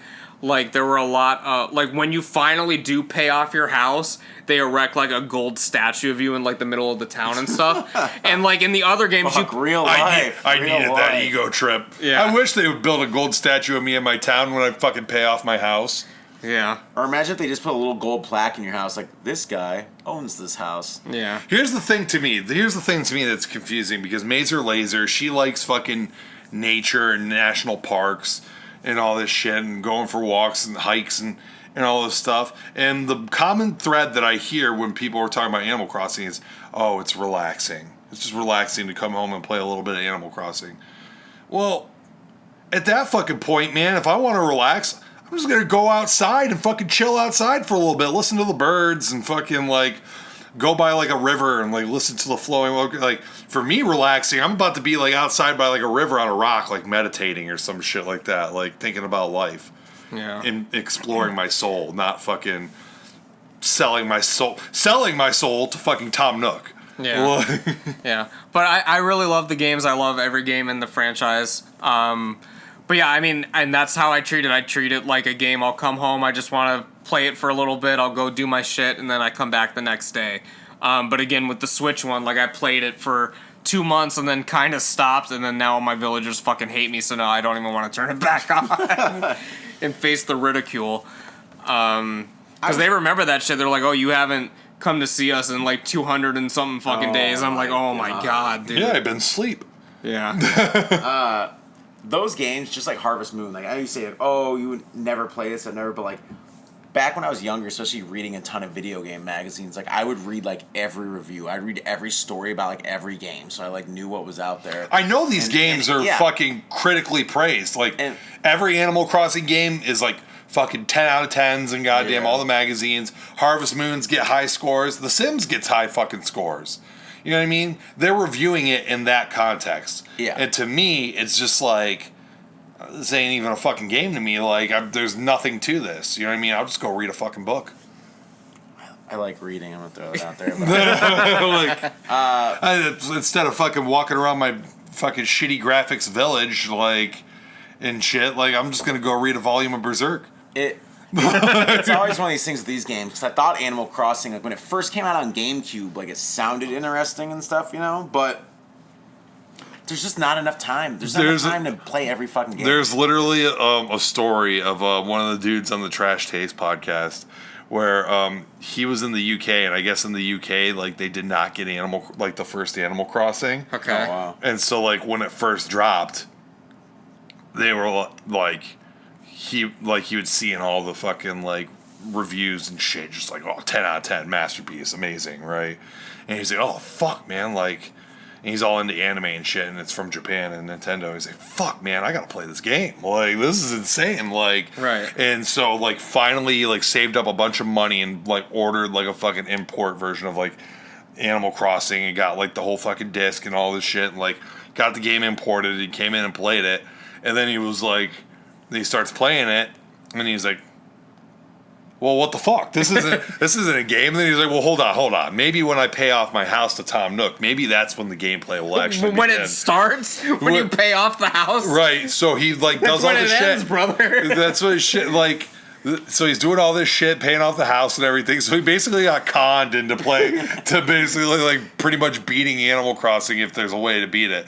And so he does all that and just like nothing changed. And he was like, well, what the fuck? Like, yeah. And I can just relate to him because, I mean, like, the first time I saw someone playing Animal Crossing, I was like, oh, okay. And I'm, like, seeing the aesthetic and shit. I'm like, you know, I'm into anime and shit. You know what I mean? I'm into some fucking cutesy, dumb shit. You know what I mean? All right. So when does the game start? Well, when are you actually going to play? Like, when... Is anything, Buddy's shit's just getting ripped right now. Is anything going to happen? No, it's fine. I mean, it is what the game is. There's no denying it. Yeah. It's just like literally like nothing happens. The game, like there's no mechanics. The game, like the only mechanic is swing net, walk around village, talk. Like the most entry level game. Like, hey, I'm not saying it's. As I said, it doesn't require any skill. But again, like I like games that I don't know makes me feel good, bro. I like different. I mean, fuck, Life is Strange. The next game on my list. Animal Crossing ain't gonna make you cry like Life is Strange, yeah. Bro. Life is Strange hitting those fucking emotional heartstrings, bro. The next game on my list, Jarrod will not be critical of me for. I actually had a little bit of a difficult time deciding what Mario game to put on my list. As did I. For number 6, and again, like Animal Crossing, it was between 3. It was between Mario 64, Mario Sunshine, and Mario Odyssey. Those are like... Wow, I'm surprised. Why is he laughing? Those are like... Only 1/3 of that is like what I had a challenge with. Like the other two, I was like, you guys can fuck off. Like you can... Especially... Like I wouldn't have laughed, but when you said Mario Odyssey, that's when I'm just like, here's the deal. I can't fucking take it. Here's the deal with Mario Odyssey, because as we already discussed, yeah, it's too easy. Yeah, all of this other stuff, but the things that it does improve on, I think I have mixed feelings about, and that's why it was considered for this list. But then upon further reflection, I was like, I cannot put this above, spoiler alert, what it is right now is Mario 64. I'm glad you brought this up because I wanted to bring this up about the save point thing. I was going to mention Mario 64. Well, you talk about this while I pee. I can still hear you. But I had a hunch that Mario 64 was going to be on your list. So I just wanted to bring up how Mario 64 is good to me because you go into a world, you have a certain amount of extra lives or whatever, and then when you lose your extra lives, it fucking throws you out of the picture. You got to jump into the fucking picture again and then start from the beginning of the world and kind of work your way back up to the hill where you fight the Bomb King or whatever. And like, so like that was a good, like, kind of like not like very harsh penalty. And then I think when you really lose everything and it's game over, you have to start outside of the castle again. But it's not like a harsh penalty, but it's still like, oh god damn, I gotta go freaking do this again. You know what I mean? But I thought that was a good balance. I thought Mario 64 hit like a perfect balance on like penalizing you for being a fucking loser, but also like not fucking being like level 1, you know, and here we go. And that was really the deciding factor for me between that and Odyssey, because I threw out Sunshine pretty early on in my debate process. Because Sunshine. I played Sunshine actually. Because Jesus Christ, Mario! It came down to Odyssey versus 64. Because I didn't play Sunshine, so I'm just under the assumption that it's fucking fantastic. And Sunshine's a very good game. It was good, yeah. When I told Rick, because when we talked about Ricky asking us what was on our list, when I told him I was putting Mario 64, he was stunned. He was like above Sunshine. I'm surprised he didn't say above Mario World. I do love me some Mario everyone World. love Galaxy? I thought everyone I really thought liked Galaxy. I think Galaxy is weak. I played Galaxy for a little bit. It's weak. The only mini star. Get these mini stars out of my face. What the fuck is that? The only main series Mario game that I have not played is Mario Galaxy 2 because I was very underwhelmed with Mario Galaxy 1. Here's the thing. Here's the holy trinity of Mario games. And it's just like, I can't believe you weren't debating about this. Super Mario Brothers 3, Super Mario World, and Super Mario 64. Those are the god tier games. So, and you said Mario 64, Sunshine, I feel like you'd like and Odyssey? I feel like you'd like Sunshine. You would like though. Sunshine. I feel like you'd like Sunshine's probably good. I can pretty much fucking put my dick on the table and fucking point a knife at it right now and be like, put Sunshine on right now because I will chop my dick off right now if I think it's better than Super Mario 3 or Mario World. So here's my deal with why... I'm confident. Here's the deal why Mario 3 and Super Mario World were not in my debate. I like the 3D games better, obviously. And the second reason is, those two games, in comparison to 64 and Sunshine, I have zero nostalgia for either of those games. I played both of those games in college for the first time. So, I mean, for me, like, it doesn't have I played Mario World a couple times growing up, but I never had a Super Nintendo growing up. I think still to this day, I've never once owned a Super Nintendo in my life. Well, I have two of them if you want one. Oh, shit. Damn, spin the wheel, make the deal, brother. Fuck. So, I didn't, like, grow up on Super Mario World. And that's why most people, I think a lot of people, it's between 64 and World. And to me, it's really between 64 and Mario 3. Because that's the one that I grew up on. I didn't play Mario World until way later on. Me and Ricky co-opted through it. Like when he was in college. You know what I mean? Right. And I'm just playing it. Like, it wasn't even about nostalgia. I'm just playing. I'm like, fuck, this game is great. Like, this is an amazing ass fucking game. Yeah. The only reason I like Mario, like, maintain that 3 is better, I felt like there was more, like, fork in the road opportunities in 3. Like, you have to go down this path or you go up this fucking path. I do like World better than 3, though.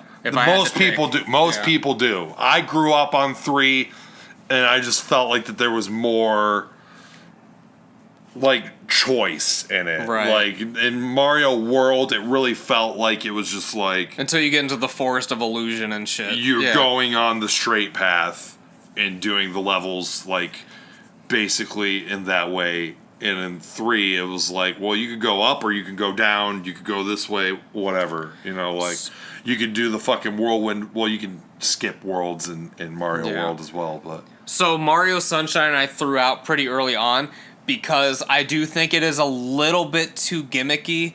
It really relies on the water, like, gun, which I appreciate. Which I appreciate them trying to, like, switch up the formula a little bit. Yeah. And then there's also just so many, like, levels in that game that are just, like, such bullshit, and they're so, like, unnecessarily hard to the point where it gets not fun.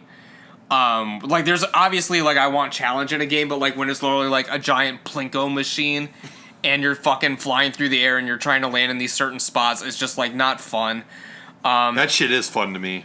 Like, it's not. It's fun. definitely a rage game. It's not. It is a rage game. It's not fun in the moment, but when you finally get it, like the fucking, like, goddamn, like, just, like, satisfaction that I get, and just, like, the fucking triumphant yell when I finally fucking, like, snipe it on that fucking platformer that I've been working on, like, all fucking day, like, that's worth it to me. So, like, I think that moments in games like that are, like, not common enough these days. Like, I think that those are really necessary in a game to make it feel challenging. It's just very unbalanced, I guess, because, like, there's some stuff that's, like, ridiculously easy, and then there's, like, stuff that's literally, it could be, like, a fucking rage game. Like, it's, like, such, like, I don't know, it's ridiculous. And then Mario Odyssey, like, I think it's a very good platformer, it's very fun. And here was my deciding factor. That's my thing with Mario Odyssey. I don't think I think it could be a good platformer if it didn't have hold my hand mechanic in it. Right. Well, to me, it didn't matter because I wasn't using any of those. But I hate the option being there. Like, I just can't stand the option being there. Like, because if I go up to someone, right, and I'm like, yeah, bro, I fucking beat Super Mario 3.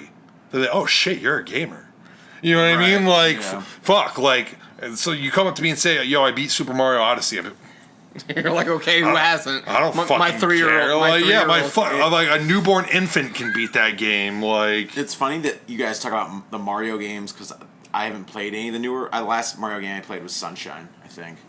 I haven't played all of them like you guys, but sounds like the games have gotten easier. Where is Sonic? Like I played the last Sonic. They get harder. They get harder. is that because the mechanics in Sonic have gotten shittier? No, the levels get more difficult, like the 2D ones. Yeah. Literally, like you guys played that the one time you came out. Yeah. The newest one, Sonic was. Oh, the new Sonic 2Ds? Well, Cat. No, it's the latest 3D, but it goes into 2D. It goes Sonic.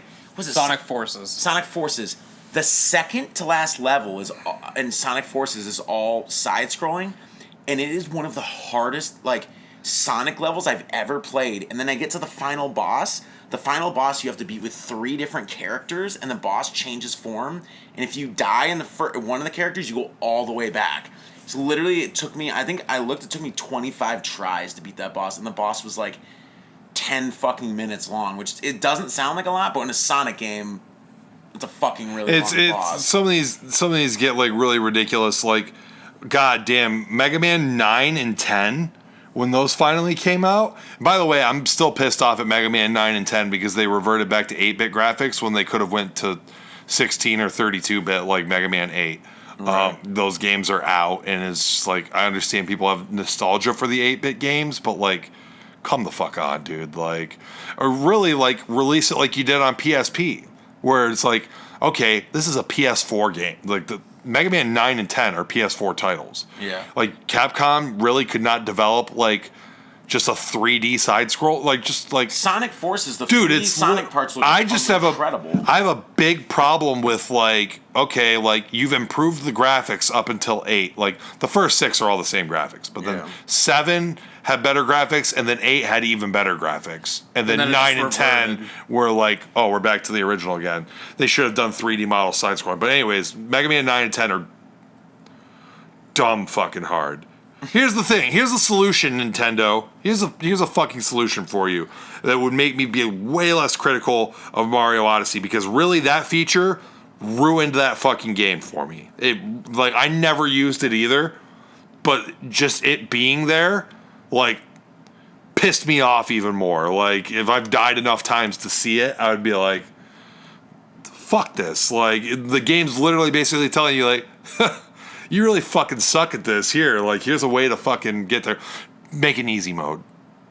Make difficulty modes. Yeah, just make it difficult. If Jabroni fucking Jones, goddamn fucking 2-year-old baby guy, wants to fucking use the fucking goddamn invincibility suit. Put it on easy mode. Put it on the easy mode that you select at the beginning of the fucking game, or hide it somewhere in the start menu.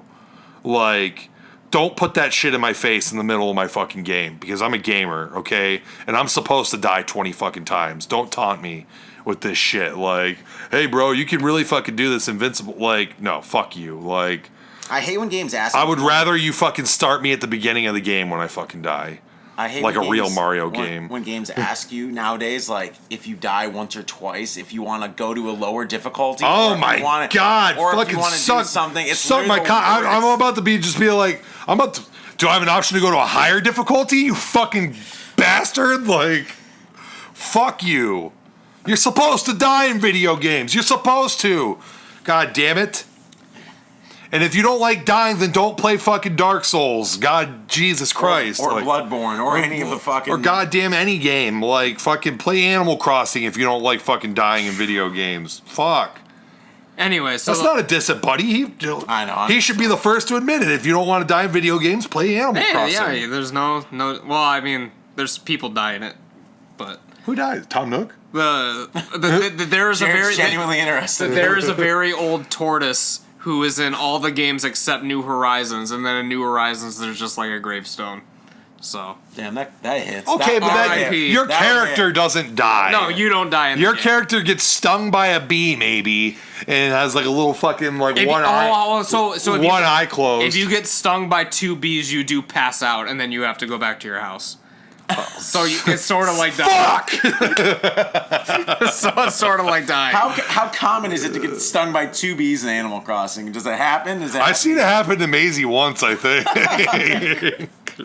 You're out there shaking the trees looking for So maybe don't money. play Animal Crossing. Animal Crossing's too difficult for you if you can't dodge 2 fucking bees. But so the last thing I'll say about Odyssey, and which is why I almost considered it being on the list, and it was for this reason sort of alone, but then the more I thought about it, as we have been talking about, it's sort of not a good thing.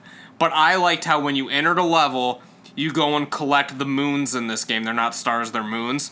It just let you keep going after you collected them, and you could just, it didn't kick you out. You got what you needed, you can just move on to the next thing. So it was a very more of a fast-paced sort of gameplay. But then the more I was thinking about it, it made them seem less important, I guess. That's what I'm saying. Like, I didn't feel accomplished at all when I beat Mario Odyssey. Like, I beat it and I was like, oh, that game's done. Like, I was just like, fuck, I could have beat this game with my fucking eyes closed, technically. Like, and the other thing about it, it would have took me a long time, but I could have done it. Which is why I debated not putting it on my list, was because aside from the first world, the Cap world in New Donk City, I barely remember any of the fucking levels. And there was the fucking one in the desert. Like, you know what I mean? Like, well, every Mario has a desert level. Well, but like when you compare it to Mario 64, I remember the layout of every fucking map. That's what I'm saying. Like, every fucking world in Mario 64 is just like fucking burned into my memory. Like you could put on Mario 64 right now and jump into like one of the random worlds. I'd be like, oh yeah, I know where to go. Like, that's how a Resident Evil 4 map is with me. I can look at a Resident Evil 4 map from the entire area when you get there, and I'll be like, I can see the entire thing in my head, like crystal clear, like where it is, what this is, like. God damn, you remember riding on the fucking like the sea monster's head in Mario 64? Fucking goat status. Yeah, goated.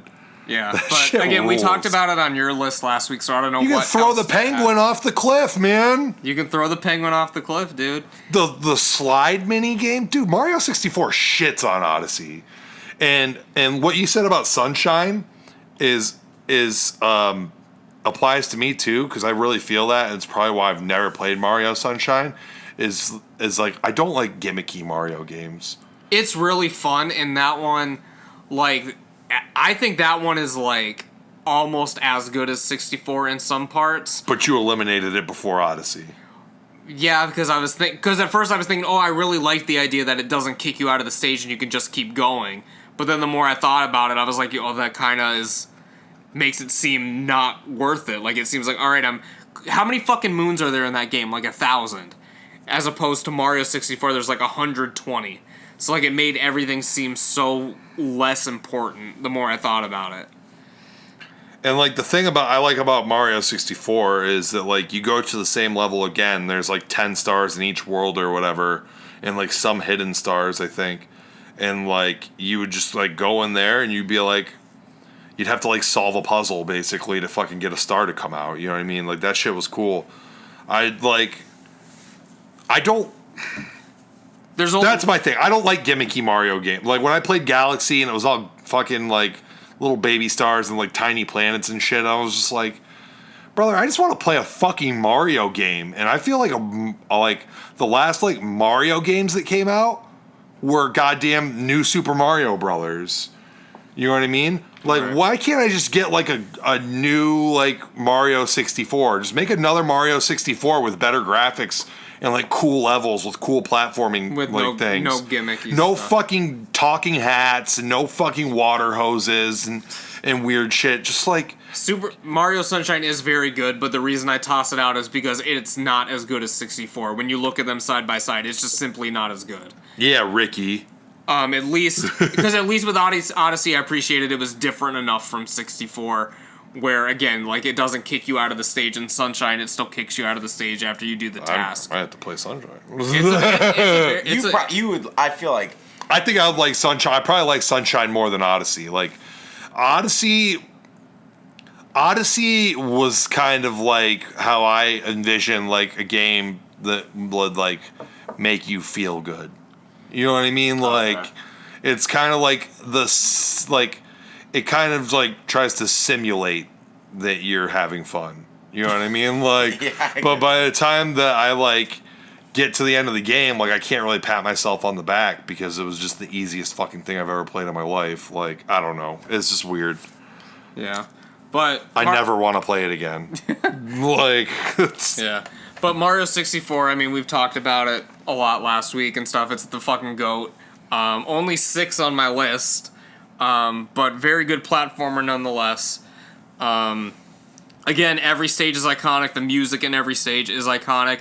The only thing about the game that I do not like is I guess it's more fault on my part. I fucking suck at the flying with the hat. oh, nobody's good at that. I'm so fucking... Nobody's good at flying. Like, if there was any critique about that game, it's like, though, that it's so fucking... It sucks. Like, I can't fucking do it. Yeah, I mean, it's kind of tough. I remember that, yeah. Yeah, but everything else fucking goated. I love the fucking spooky level, obviously, with the fucking piano coming at you. God tier. That level's so fucking The good. one level, I love this level. Everyone thinks it sucks. The fucking Jolly Rogers. Like the fucking... The one with the water level? Yeah. I love it. Everyone thinks that level fucking sucks. Mario 64, like, my brother taught me how to swim, but Mario 64 really taught me how to swim. Like... Yeah. But yeah, I don't really know what else to say about it. Miles, you've never played it. I play. These are games like I played at people's houses, like in passing, because like I didn't have a 64, you know. Yeah.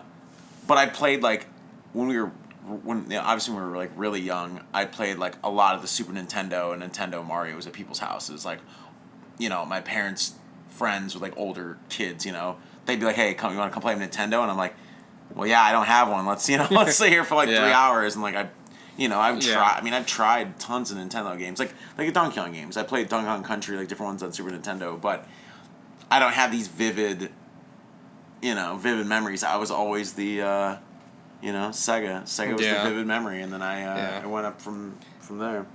So next game on my list, I don't know if this is cheating or not because we did the one per franchise. I would consider this a different franchise. I would 100% consider this a different franchise. Luigi's Mansion is my number 5. Yeah, it's a different franchise. That counts. That counts. Okay. It's very similar to Resident Evil 8 in a lot of ways. You have a fucking a main character. Oh, Miles' dick just crawled up into his body. Listen, tell me this isn't similar. I played Luigi's Mansion a little bit, by the way. I rented it. Well, it's kind of like survival horror, but with it's a survival horror. The main character is not a Chad. You're in a fucking house being chased by a family who's trying to fucking kill you. And you have a ghost vacuum cleaner. Yes. Oh wait, that's not in Resident Evil. That's not in Resident Evil yet.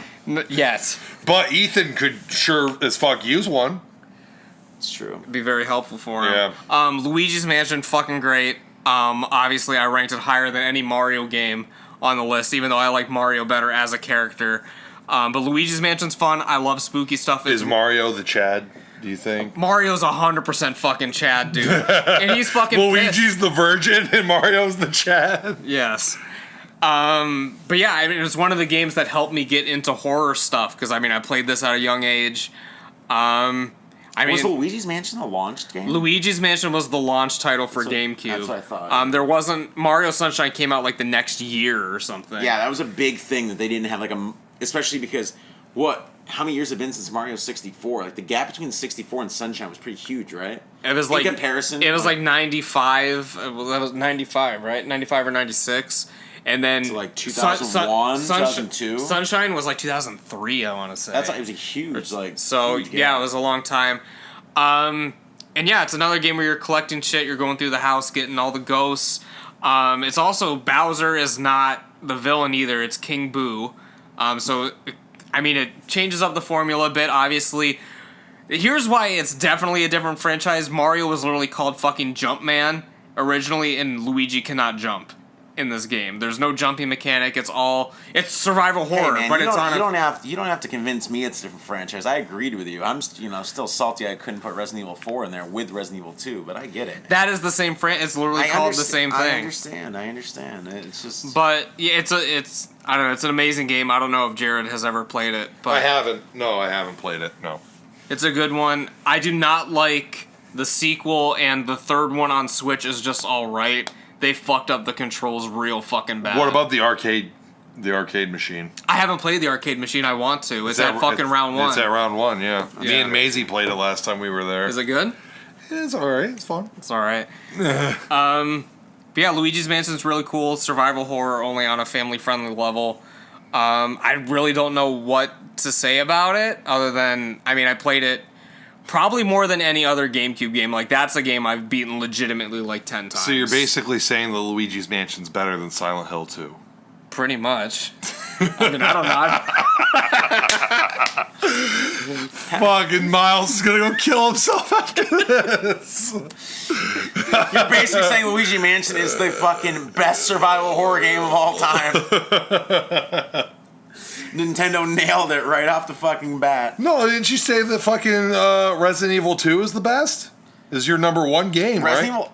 All right, to be fair, because I didn't get as much explanation in mine as your guys, I'm not gonna hijack. Oh, this. here we go. Hijack it. But Hijack it, King.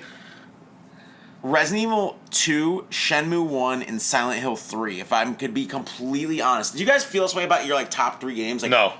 Well, yeah, I know. But like, for me, it's almost like, it's like this. Like, it's like, I can barely pick. Like, Resident Evil 2. For mine, it's very clearly 1, 2, and 3. In mine, it's very clearly 1 and then everything else. I know. Like, for me, each of those games was such a big experience, and I played them all within the first, like, or with like the couple years of each other. Yeah. For me, Resident Evil 2, Silent Hill 2, and Shenmue, man. And they all came out within, 3 years. Shenmue is an absolute classic survival horror game. I honestly, fuck. Oof. When you see Londi fucking. We all need, you know what we need to do for this? When we get big enough, what our first live stream should be is all of us ranking the Yakuza game. We all need to beat every Yakuza game, including the Japanese spin-offs, like the samurai ones, and rank. Where there's like fucking Yakuza of the Dead or some shit like that too. What they call? I almost bought it on PS3, the one where you're fucking fighting, where the zombies invade fucking I was gonna say if we did a live stream, it'd be like us playing one of the other person's favorite games that we never played. Like, I'll sit down and play Super Mario 64. You'll sit down and play Shenmue. Okay, well that sounds great for me. And then Buddy ends up playing like freaking like Deadly Premonition. Here's Miles. I feel like Buddy would like. I feel like you get in Deadly Premonition and it's so fucking weird that you just like get hooked. Like it's like. I would get into Shenmue for sure, probably. I know you, yeah. And like. You would probably just act like a fucking idiot playing Mario 64 and be like, oh, this is alright. But you would literally be the one out of all of us playing the greatest game. Like, I know. You would be like gifted, like God's gift of video games. The best game out of any of us. Oh, yeah, whatever. Like. Miles, I'll tell you this. If we get big enough, I'll buy you Deadly Premonition 2 on Switch and I'll let you play it. Wow. I know you. Wow, thank God. I'm winning the lottery right now. Oh my God. It's got like 3 out of 10 like on reviews, doesn't it? The thing is, I gotta, okay, so we talked about this before the podcast. Shin Megami Tensei 5's coming out on Switch. Deadly Premonition 2's out on Switch. I'm gonna have to fucking buy a new system besides a Sony system for the first time in fucking like 10 years. You should just be on that train already. Here's the deal. Like, here's the deal. Like, can I pose a serious question to you guys? Unless you're really big into like Halo and shit, what is the point of an Xbox? I don't know. Now there's a point with the acquisition of Bethesda. Because there you go. Yeah. Fallout is sick. Like Fallout's cool. And if they get the Elder Scrolls, I like Elder Scrolls. Elder Scrolls is huge. Yeah, like, those games will sell. People will buy the new Xbox. Here's the thing. For those games. I've bought Fallout 4. I beat Fallout 4. It was great. Awesome game. If the rest are on Xbox, I guess I'm never playing Fallout again. Well, that's sick. I've never played Elder Scrolls. I don't really care. I'm not big on like Western RPGs. Like I'm not into like I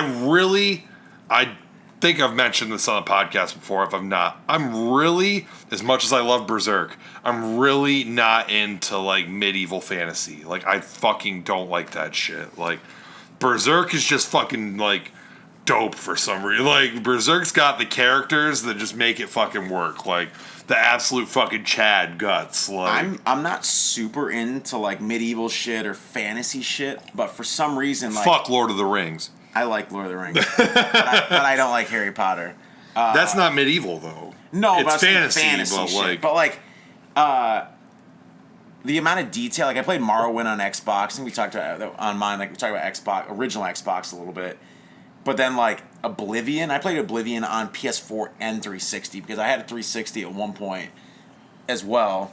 Someone bought it for me, and then I paid him back. But that's a whole nother fucking story. Matt Green. Shout out, thank you. When you were hammered and your friend had a bunch of money from the military and bought me and Dan Lacey both Xboxes. When you guys, I showed up. Listen to this. My brain turned back on, turned on in the story like halfway through when it was just like, bro, thanks for buying me and Dan Lacey both Xboxes. What the fuck? Did you win like the Mountain Dew lottery or something? Listen, me and Dan Lacey went. I'm gonna try to make this short. So me and Dan Lacey went to the Halo 3 release at the mall because we were mall rats. We're towards the end of being mall rats. And literally everyone and their mother was there. There was a line through the food court. It was fucking crazy. Halo was the most hyped thing of all time. And this was Halo 3 360. By the way, the most overrated fucking shooter I've ever played. Super overrated. What was the black 360 that came out? The really nice one with the bigger, super big hard drive. It's like the Elite or something. Elite, yeah. So Elite had just come out. One of Matt's friends what was his name? That's bad. He's the one who bought me. I can't remember his name. He was a nice fucking dude though, but he was going to the military. Got like some sort of sign-on bonus or something. They were waiting in line. They're drinking like wine out of fucking Polar Pop cups, waiting in this fucking line. They didn't even have a reservation, but like they knew. I mean, we all knew people at GameStop back in the day. Got in line. Me and Dan were hanging out with him. His friend was wasted. And he goes, "Miles and Dan, do you both want Xbox 360 Elites right now?" And we were just like, our heads spin in fucking circles because like, what? I mean, and I was like, he's like, "Yeah, you'll have to pay me back, but you can just pay me back slowly or whatever. But like, I'm gonna buy you one, and I'm gonna buy Dan one, and then you guys are both gonna get Halo 3, and both me and Dan go." Like everyone in line behind us is listening to us, and they're like literally like crying because someone's about to do this, and we're like, I even said out loud, I mean, there's so many. I'm like, yeah, I don't want to play Halo 3. And I think everyone's fucking literally the fucking chat's like, what? Yeah. And so I had to get Halo 3, quote unquote. I sold it the next day to someone. I got the absolute Chad. Sells Halo 3 the next day. You should have said to the person you sold it to, you should be like, yeah, can I beat it already? No, I sold it wrapped. I didn't even open the fucking game. Anyways, got Dead Rising and then got Oblivion, and then I paid that guy back slowly for a while, and that was cool. But I don't know. Anyways, I love Oblivion. It's one of the few just the level of detail, because I have Skyrim and I haven't played it yet because that came out when I was in college and I just didn't have the time to play it. I have the remastered on PS4. That's actually supposed to be my winter game this year because I know it's gonna suck my life away. You know what was actually fucking pretty dope? This medieval fantasy that I was playing for a little bit, but I stopped. Was Dragon Quest Inquisition. Not Dragon Quest, Dragon Age. I always heard Dragon Age games were good, yeah. Yeah. I missed the boat. We were talking about missing the boat. I wanted to play the Dragon Age games and just... I got halfway through Inquisition, and I was like, this is pretty dope. And then I stopped playing it. Yeah. Anyways, to your point, though, buddy, who owns an Xbox nowadays? I don't fucking know. I mean, fucking Mountain Dew drinkers. Well, because every good game that comes out, you can get it on PlayStation. Those cats that have fucking literal Mountain Dew Code Zero, fucking Code Black or whatever, pumping through their veins. Those cats have Xboxes, and they all wear those flat brim snapbacks that fucking say goddamn YOLO on the fucking thing or well, because you said in Japan, literally no one gives a shit about Xbox. Nobody cares about Xbox there. Are you kidding me? You fucking drop fucking Persona 5 on Xbox? Hell no. You fucking play that shit on PlayStation, cat. What the fuck? Xbox had one game come out recently, and I have to look it up, but it was from this team that I liked that did a bunch of horror games. and they released it exclusively for Xbox. Fucking what's the newest Xbox? I don't even. That's how much I care. The Xbox Series X. Yeah, that's how much I don't even care because I don't even know the name of the new Xbox. But it released this game that's actually like gotten really good reviews. It's supposed to be like a throwback to old survival horror, but updated. And I'm still waiting. Every other game this company's released, like Blooper Team, I think is what it's called, has released on PlayStation. Whether it took time, and I'm like praying. I'm like, please let this game come out on PlayStation 4 or PlayStation 5. Like, the thought of Xbox having, like, a couple exclusives that I want, and I'm like, with you, you're like, oh, Fallout, I'm never going to buy an Xbox for 2 games. Like, okay, like, Xbox, Gears of War, dude. Gears of War was fucking dope. Like, that game was sick. No, that game was sick. When you're fucking chainsawing dudes in half and shit, that shit rules. Here's the thing.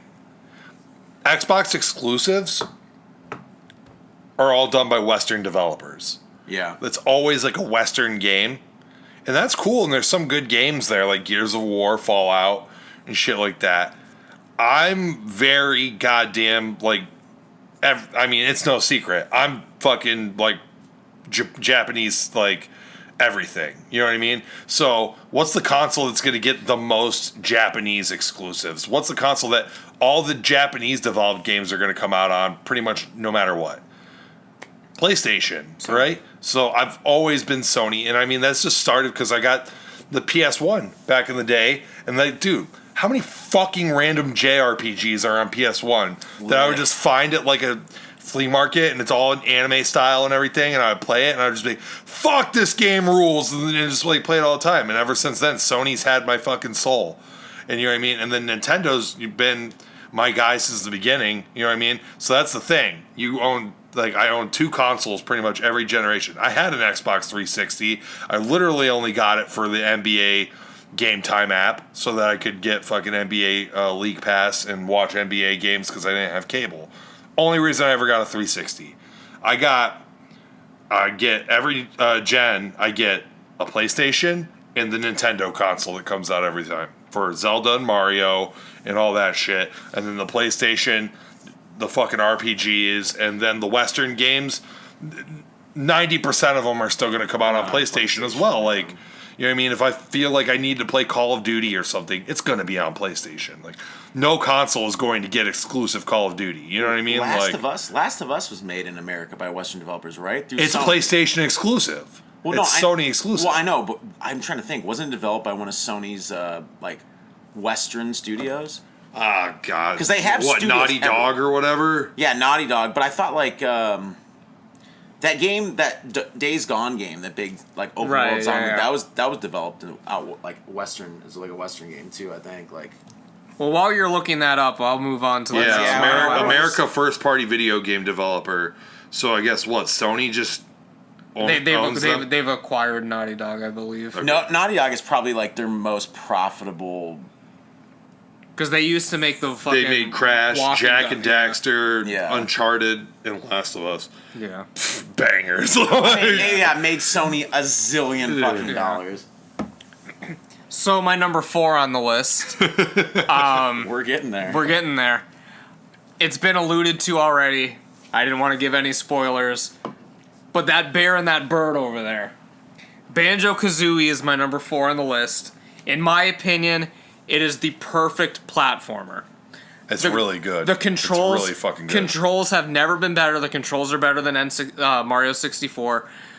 All the levels in this one, again, are iconic. The overworlds in this game are better than Mario 64's overworlds. In Mario 64's, there's stuff to do, but like there's a ton of shit to do in Banjo-Kazooie. The characters are funny. Everything in the game works out well. You're collecting puzzle pieces.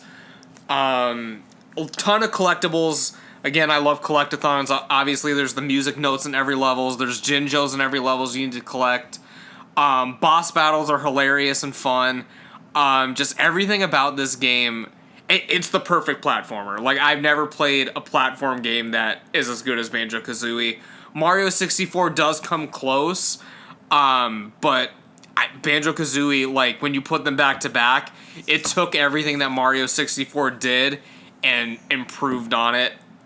It came out like 2 years later, I think. So the damn I don't think I ever finished Banjo-Kazooie when I was a kid. I played the fuck out of it. I played it a fuck ton, and it's a great game. For some reason, as a kid, me actively going home and playing this game, I acted like it sucked. I would always be at school like, Banjo-Kazooie, the game's trash. Going home, like, I gotta get this fucking music note. Like, you know, like I don't know what it was. Like, I like convinced myself and others that I did not like the game, but I played it all the fucking time, and like I just don't remember if I ever beat it. I don't really remember, and if I beat it, I only beat it the one time, so like it's not that memorable for me, but like I just remember it being a really fucking good game. I'd like to play it again sometime. I played it recently, but like within the past like 3 years. It still holds up. It's very good. I think Miles would like that one better than Mario 64. Like, as I said, just the controls are so much better. Miles getting Banjo-Kazooie on the fucking live stream. The controls are just so much better. I love the music. The music is incredible. I love the story. It's really fun. All the characters are great, hilarious. There's a lot, and like Mario 64, you're always playing like as Mario. In this, not only are you playing as Banjo and Kazooie, like you can fly, you can fucking run around, but there's also a lot of transformations in the game. Like you transform into like a termite, I'm like a refrigerator, I think, or you're like a laundry machine or something ridiculous. Like the game, I think the game does not take itself seriously at all, and it has a great sense of humor. And obviously, the same team went on to do Conker's Bad Fur Day like immediately after this. Right. So it's that same kind of humor, only not South Park, basically. Like it's the same style, but it's just not farts and poop and having sex and shit. It's those early 2000s, that late 90s humor. Yeah. But and then Banjo-Tooie, which came after this, I like that one as well. One of the things I like about it is that you literally keep all your power-ups from the previous game, and then it adds more on. That's amazing. So it's kind of like in Miles Morales, how like I told Jarrod I kind of like Miles Morales more because you have all the moves you got from the first game, and there's more to get after it, instead of starting you with basically nothing. Right. But yeah, Banjo-Kazooie is great. There's not too much to say about it without going into specific plot points and shit. But it's a great game. It's hilarious. And yeah, tons of shit to collect. So I love collectathons. I love side quests. I love all that good shit. So yeah, Banjo-Kazooie. Speaking of platform games, I know you guys gotta play the fucking Batman Arkham games. Yeah, you gotta play. I've got the one downloaded, the PlayStation. The Arkham. Yeah, Asylum. Whatever one's on the PlayStation Plus, it's either Arkham City or Arkham Asylum. You gotta play triple pack. You gotta play. You can skip Arkham Origins, even though I still think it's like alright, it's pretty good. But like you gotta play them you gotta play Arkham Asylum and then Arkham City and then Arkham Knight. Like I still have to beat fucking Asylum. I got pretty far and then I forget. Like I don't know. I fell off for a minute, but I'm pretty far in that game. They're all fucking bad. Arkham City is probably like the fucking like the best one. But I have Asylum and City because I got one of like the two because like they have like 18 different bundles for the Arkham games, and like the one bundle that was on sale when I decided to pull the trigger was just the 2-pack, and then they did the 3-pack bundle with Knight. Is Knight the Knight's the last one? Yeah. How many are there now besides Origins? There's three. Yeah. 3 and then Origins. So was Origins the last one? No, Origins came before Arkham Knight. So I wonder if that Origins came after City. Just the thing was, it was made by a different studio. Yeah. They used like the same engine and everything. I knew that. But it came out and was like really buggy when it first came out, and I think like the story wasn't as good, and just like, you know, whatever. I like it, but it's just not as good as the other 3. Speaking of platforming games, we're not going to get too far off this. Did you guys? So there was a ton of platform games came out that same time. Like Banjo-Kazooie. Yeah. Like, other things Platforming like was still like the predominant form of like gaming at that time. Yeah. Like, did you guys ever play Rayman? Do you remember that? Oh, I played a few Rayman games. Yeah. The Rayman games were like, I feel like very underrated nowadays. I played them all. Fun. I played them on PC actually because we had a Windows computer or whatever. But yeah, I played the first few Raymans. good games. Yeah, they were pretty fun. I don't know. I just like randomly thought about that when we were talking about platformers. So we're getting to my top 3. So these are like the god tier shit. For my third pick, a game very close to Miles' heart, Sonic Adventure 2 Battle. Oh, blast. I was waiting for when you said there's one game on both of our lists, and I'm just like, I wonder. Yeah, so Sonic Adventure 2 Battle. Played this on GameCube. I don't think Sonic voice acting, I mean, it's never good, but I think it's the best in Sonic Adventure 2. Whenever I think of Sonic's voice, that's Sonic's voice, what I think of. Yeah. It obviously introduces Shadow. It introduces that whole dark storylines that would come up in Sonic Heroes and all these other games where you can play as the villains. Yeah. You have Rouge the Bat. You play as Eggman. You play as Shadow, obviously. And then you also have Sonic, Tails, and Knuckles.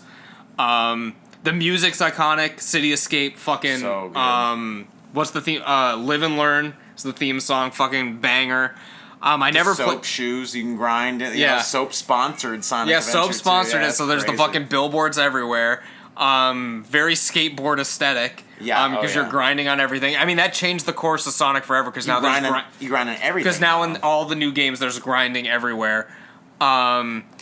The boss fights are hilarious. It came out like right around the time that like Tony Hawk and shit was like really 2001. huge. So skateboarding was huge. Like that's just said when soap shoes were actually like selling. So like they paid Sega to be like Sonic shoes were soap fucking like you could even see when he would turn and get on a rail like it had the cutout because the graphics graphics had gotten to be that good at that point and I'd be like hilarious like Sonic's wearing fucking soap shoes grinding rails. But it was just like a weird little like tidbit, you know. It's a great game. I have each character like their levels are specific to them. Like when you're Tails and Eggman, you're like in the mechs and you're going around shooting shit. And then there's the treasure hunting levels and then the speed levels. Again, there's a ton of collectibles. There's the Chow Garden. I don't know if you did much in the Chow Garden, but I always had to power up my chows to be the fucking biggest chads on the planet. Not There's fucking Giga Chad chows there. Not Giga so chows. much in 2. In Sonic Adventure 1, I would spend more time in that. But I think this is definitely the only kids game where you see a live execution video in it. I don't know if you even remember that part. Yeah. There's literally a scene in this game where you're watching Eggman's grandpa get executed on camera, and he's literally reading like his manifesto about how he's gonna fucking take over the world in death. It's fucking crazy. Well, they give him a lethal injection or something? Like I can't remember what they did. It's been a while, but I know what you're It's so ridiculous. About. Like it's very out there. Like Sonic, like the last act of the game is in space. Yeah, the final boss, you're literally like. You're Super Sonic and Super Shadow. It might as well be Goku and Vegeta. It's literally a Dragon Ball fight. Yeah, you're literally flying through fucking space protected by your fucking aura, and you're just like literally beating the shit out of something in space, and it's incredible. The final boss fight. Well, it's hard to describe what it is. Yeah, but that last boss fight, like, it's just. And you got that amazing. that Crush 40 music playing in the background. I'm just flexing the entire time at 10 years old. It's so good.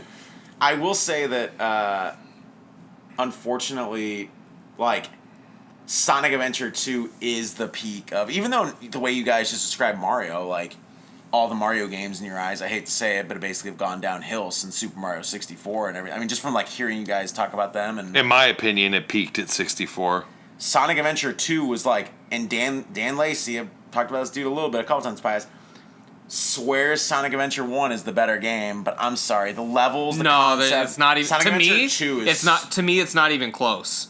Like the thing I like about Sonic Adventure, which I wish they could have implemented into Sonic Adventure 2, is it's not like the open world adventure scenario. It's more streamlined. Adventure Zone, it's definitely like levels. It sucks that it took. Like, I think, honestly, even though a lot of people like Sonic Generations, which is the one where they remade levels from, like, all the games in 3D, the one that was out on PS3, people loved. And then, obviously, a lot of the Do I have that? side-scroller ones. I played it. I'm pissed that you can't get Sonic 4 Episode 1 anymore. It's, like, only Episode 2. I saw that. I heard about that. It's fucking so horrible. stupid. The game that we talked about, Sonic Forces, that I played... I thought that game was literally finally. It took them fucking 18 years to have a true spiritual successor to Sonic Adventure. Like, I don't know, you play the game a little bit in my house, but it feels like it's the first one. Like, I didn't play all, because there a lot of, just like Mario, but I mean, a lot of fucking Sonic games came out there for a while, and I did not play all of those. But Sonic Forces legit felt like a Sonic Adventure 3 or like a spiritual successor. Right. So. But yeah, I don't know what else to say about it. We talked about it in your list as well. It's just a really good fucking game. I never really played the multiplayer on it that much. I thought that could have been improved. I didn't play it but the single player stuff is. We all didn't have really any friends, so like. Damn! Wow. True. But yeah, I mean, I could talk. If we were hanging out growing up, we would have been playing fucking Sonic Adventure 2 multiplayer like all day for sure. Yeah, that game seriously. You haven't played it, right, Jarrod? Or? I mean, I've played snippets of one of the Sonic Adventures because back when I wanted a Dreamcast, like when it first dropped, like. Goddamn Sonic Adventure, like you go home and play that. I was just like, fuck, that's hype. Like that game was because I loved Sonic growing up. I still loved Sonic. Still has a place in my heart. Like Sonic 2 is on my top 10, right? Yeah. You know what I mean? Incredible game. Yeah. So like I love Sonic. I loved Sonic growing up. You know what I mean? And like it breaks my heart a little bit. Sega's not around to make consoles anymore, but obviously I understand why. I'm just glad they're still. Games. It would be tough for me though because then it's like, fuck, maybe I do need 3 consoles. Yeah. You know what I mean? If Sega was still making quality consoles today, you know what I mean? I feel like theirs would be more like, like PlayStation. As opposed to like Switch or whatever, but like imagine if Yakuza was exclusive to a Sega console. Yeah, I'd have to buy Sega's. I'd have to buy Sega. You like all your Sonic and like Yakuza games are all like on Sega. I'd be like, well, the thing fuck. is too, Sega owns part of Atlas now because they combine. So would all of the Shin Megami games be like if Sega could have a console nowadays, the way they restructured their company, they'd probably have some banger fucking exclusive games. They always had banger exclusives, but like. Hey man, they were always developing new technology too fast, too ahead of its time, and it just didn't sell. Yeah. You know? So I got 2 more on my list. I'm gonna try to plow through them, but also I don't want to shorthand my top 2 picks on the fucking list. Should I get a beer? Are we gonna be here a while? What are we doing? I'm not gonna talk too much longer, but we're doing this live on the podcast. I mean, you probably have time for another beer, knowing you. Well, I've been babying. I don't know, one of those big old ones. It's not a big one.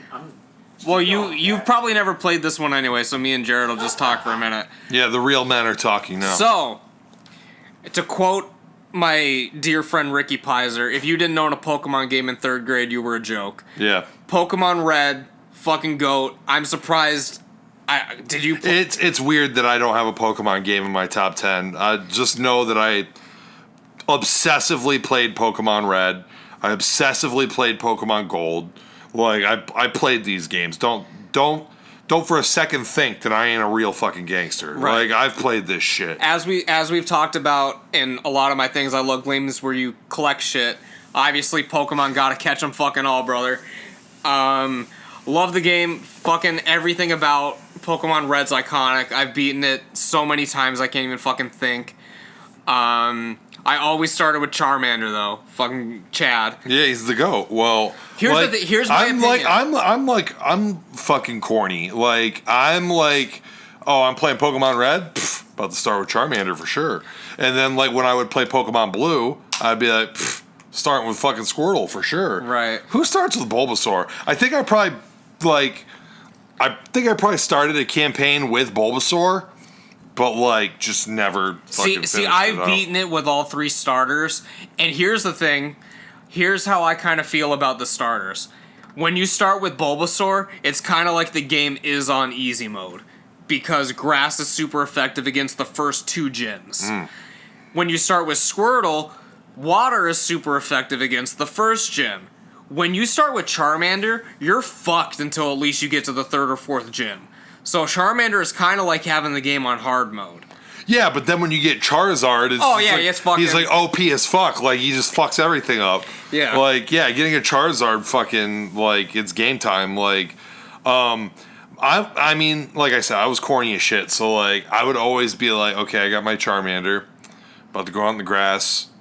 and like I'm about to find me a Pikachu, like right. So I'd always have a Pikachu up in my squad, and like they're hard to get. They're really tough to get in those games, and like it's not really tough, but it's like it's only in that one forest at the beginning of the game. In early game, they don't pop up very often. You got to go through like a lot of Weedles and Caterpies to fucking get a fucking Pikachu to pop up, and then when it does, you got to catch the motherfucker. Like yeah.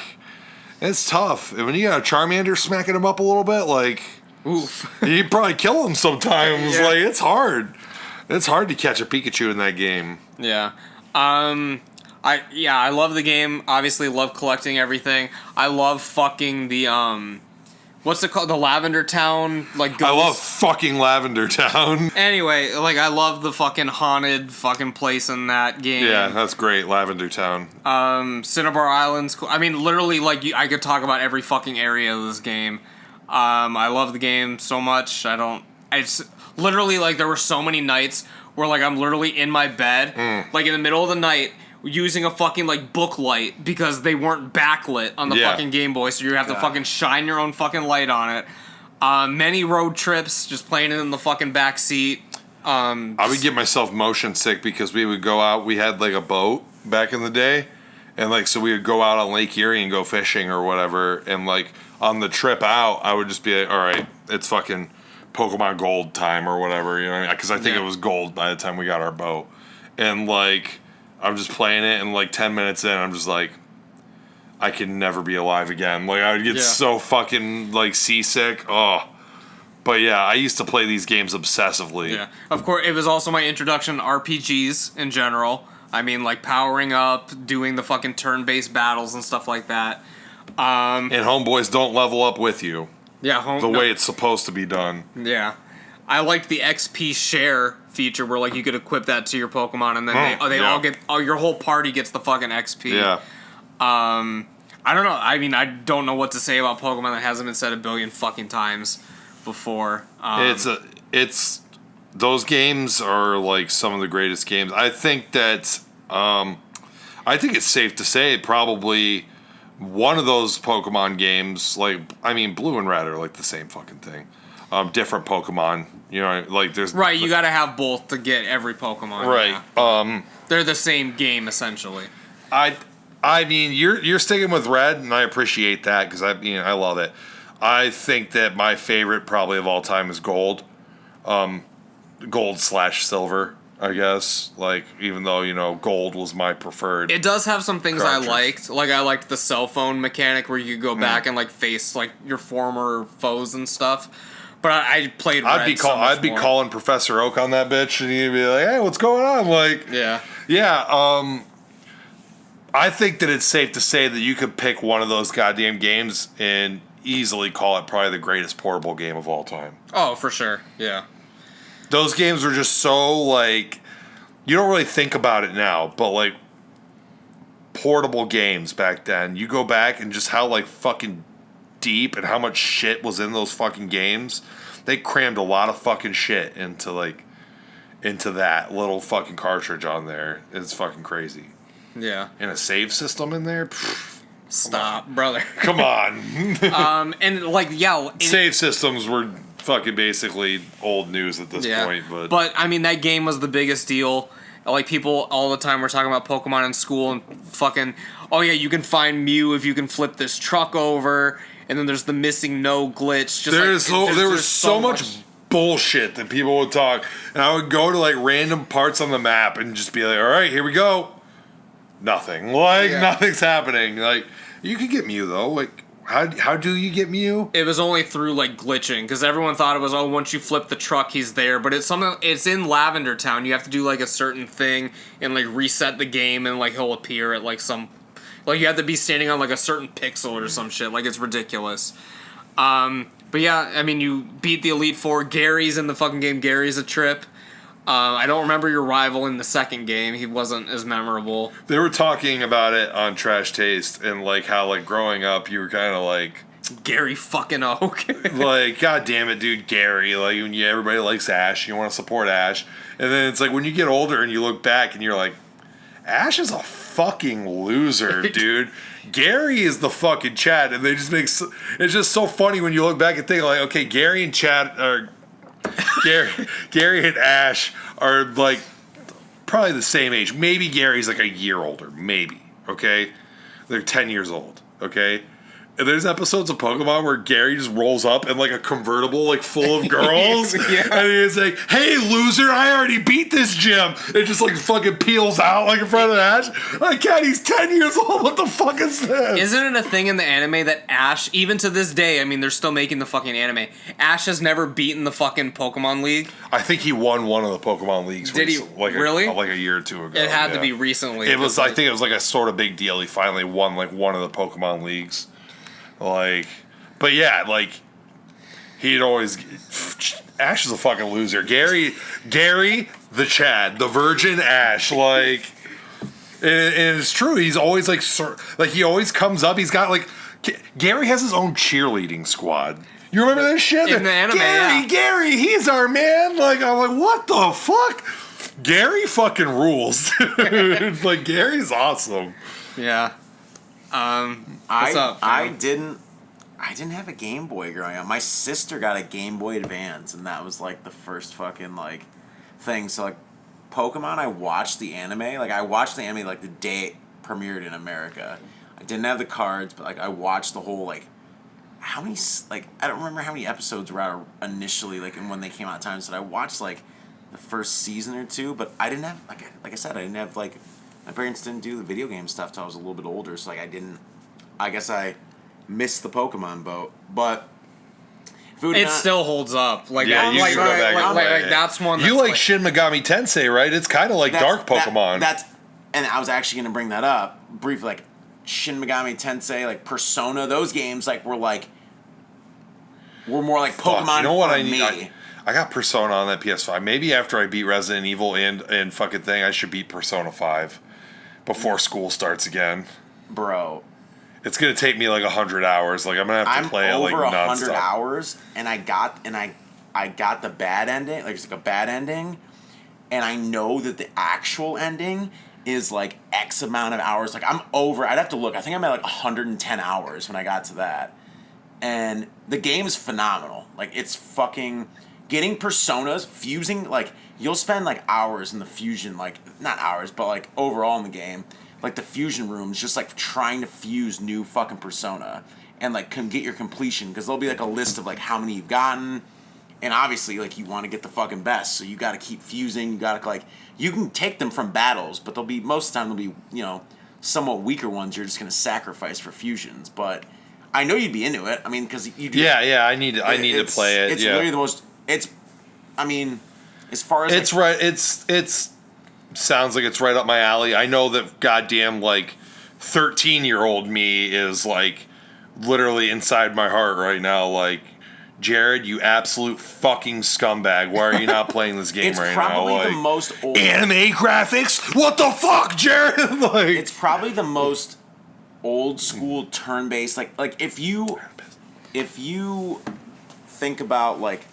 turn-based RPGs from like PlayStation 1 era and stuff like that and want to harken back to that time, Persona series has just found a way to modernize that in every way, but still give you those kind of like old school feeling. You know, like everything nowadays is like an action RPG. Right, yeah. It's like they try to streamline everything, but like these like strategy, like turn-based, like you plan your shit, you do this, like you have your person healing, you have your person defending, like it's like very...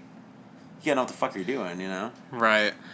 But yeah, so we're on my number one on the list. It's about time. We'll wait for Jarrod to get back in the room. He's taking a little tinkle.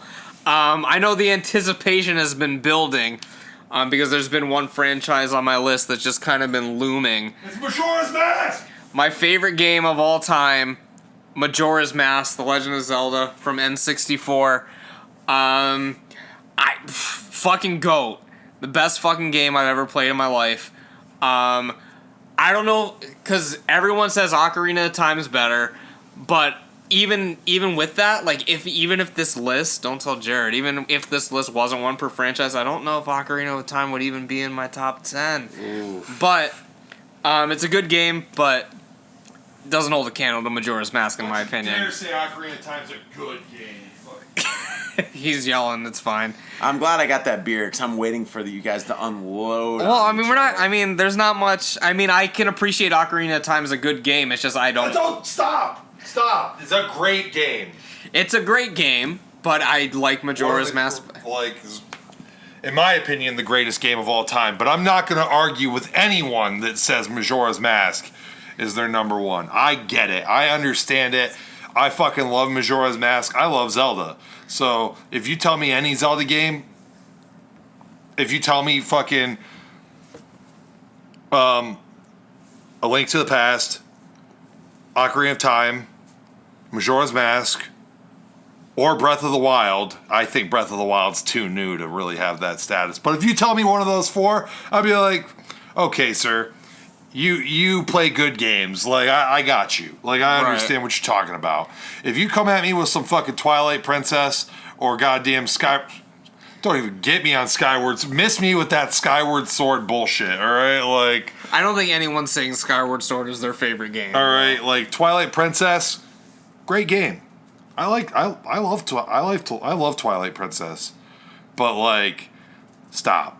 You come at me with better than Ocarina of Time. I'm gonna uppercut your fucking head off your shoulders. Like, so yeah, Majora's Mask. It's one of the few Zelda games that is a direct sequel. It's the one I played first. I didn't play Ocarina of Time until a few years later when the GameCube collector's That's pack why you came like out. Majora's Mask more. Well, God I mean, damn, either way, when I played it on N64, I literally didn't know what the fuck I was doing because I was too young. It would get to the third day mark and I would just die. I don't really think me playing it first had an impact on that. I just like the game a lot better. I mean, the game is a lot spookier. The game is darker, even though, I don't know. Stop. The second half of Ocarina of Time is so fucking scary. dark. It's literally when you're in Hyrule Town, and everyone's dead. Everyone's fucking dead. It's just like a constant thunderstorm. It's fucking the town square is literally just zombies that are basically grab onto you and fucking hump you to death. I guess it's the anticipation, because literally from day one, even before anything happens, you feel fucking helpless. You've been turned into a Deku fucking scrub. You can't do fucking shit. You look up in the sky, the moon's gonna fucking kill you. And the entire game, you're trying to avoid this moon fucking killing everyone. The moon's fucking staring at you the entire time. The moon is spooky as fucking that game. And as it gets closer and closer with each day, I'm go miss me with that. And again, we've talked day 3 when that motherfucker's you just look in the sky and his ass is what the fuck? Yeah. And we've talked about the other games I like. I like games where you collect shit. I like games where there's a lot of side quests. All right, but I mean, stop. I mean, that's every Zelda game. I know, but this game is the king of side quests and collectibles. This game has in Zelda games besides fucking Breath of the Wild. That's what I was gonna say, Breath of the Wild. Yeah, but you're collecting all the masks. You're collecting doing all the fucking side quests. There's literally the one where the aliens come down to the fucking farm, abducting the cows. Fucking best side quest ever. There's one that literally, and I know you probably hate this shit, but there's the one that takes place over the course of the 3 days, and you have to be at the certain spots at every time, and if you fuck it up once, you got to start over. I can't even put into words everything I like about this game. The thing that I didn't like, but I mean, looking back now, totally worth it, is when you have all the masks basically, and then you have to do is this to get the Fierce Deity mask? You have to go through the 4 trials or whatever. Yeah, there's the little 4 children and they have their mini temples. Yeah, dude. When you get in the moon, yeah. And the one with the Goron thing where you have to go down basically the fucking Mario slide or whatever. You have to roll down that shit. Fuck, that was hard. God damn it. But then you get the ultimate reward for collecting all the masks. You go 100% full Chad. The most fucking ridiculous Link has ever been. Yeah, it's literally it's Link, adult Link. All right, so Kid Link, virgin. Adult Link, Chad. Fierce Deities Adult Link, Giga Chad. Like, that's like, that is the ultimate Giga Chad. He's got the sword with the 2 blades that intertwine and meet at the top. And then when you're at full health, they shoot the beams out and shit. Fucking hell. It is insane. When you go back with the Fierce Deity mask and fight like the other bosses, previous bosses, it's literally a joke. Like, you just walk in, like the first boss of the game, you're like, nice fucking. It's literally the meme where it's like the buff dude like walking into the room and it's like a small thing. It's like me after doing all the side quests, the first boss. Like, nice try. Yeah. I don't know. I love everything about this. It definitely has more of an emphasis on the side quests than it does the actual dungeons. Well, there's only 4 dungeons. There's only 4 dungeons in the game, as opposed to fucking other games where there's like 10 in some. Well, what? Ocarina of Time has like 11 or 12 or whatever. Right. But I think even when they do the dungeons in Majora's Mask, all of the dungeons are good. There's not, even the underwater one, it's not as bad as the fucking water temple in Ocarina of Time. Listen, the water temple in Ocarina of Time is fine. It's a good temple. The only thing about it is if you fuck up, you gotta start your game over. I mean, like, so just don't fuck up. Like, make sure you're using your key on the right door. That's all. It's you know, you gotta get it right the first time. I think they fixed that in Master Quest. It's actually easier in Master Quest than it is in the original. And I do love the 3DS remake. They did a lot of things in the game that I think improve it. Like when you are, like in the N64 version, when you play the Song of Double Time to skip forward, it's always skipping you forward like the 12 hours or whatever. In this one, you can literally pick where you want to go. So it's there's a lot less waiting around, I guess. And just everything about the 3DS version is better technically, but I still prefer the old version because that's how I grew up with it. They need to release these goddamn 3DS versions on Switch. If they were to port the version they have on Switch, that would be my favorite version of the game. Because the graphics are like without the 3D in anything, like the way they smoothed all the graphics and like all like the sharp edges are like all rounded out and everything. Like even Ocarina of Time, when I saw someone playing that on 3DS, I was like, "Fuck, this looks amazing!" Like, yeah. If they were to put it on Switch, that'd probably be my favorite version of the game. I would beat both of those games again. That's how you get me to beat those games again, Nintendo. If you drop the like HD remasters of fucking Ocarina of Time and Majora's Mask, I will buy it. They've done it with every other fucking game. I will buy the fuck out of it, but I don't want the HD remaster of like the old fucking. I want the HD remaster of the 3DS game. Well, because they already did the fucking remaster of Wind Waker, Twilight Princess, and fucking A Link to the Past is on Switch. They did a remaster of that. Cat, how does that Wind Waker look? It looks good. I mean, it doesn't look that much better than the original. I know, but that game's. That original was beautiful. I love Wind Waker so much. That game's great. You know what? And if somebody comes up to me and says, "Yo, Wind Waker," okay.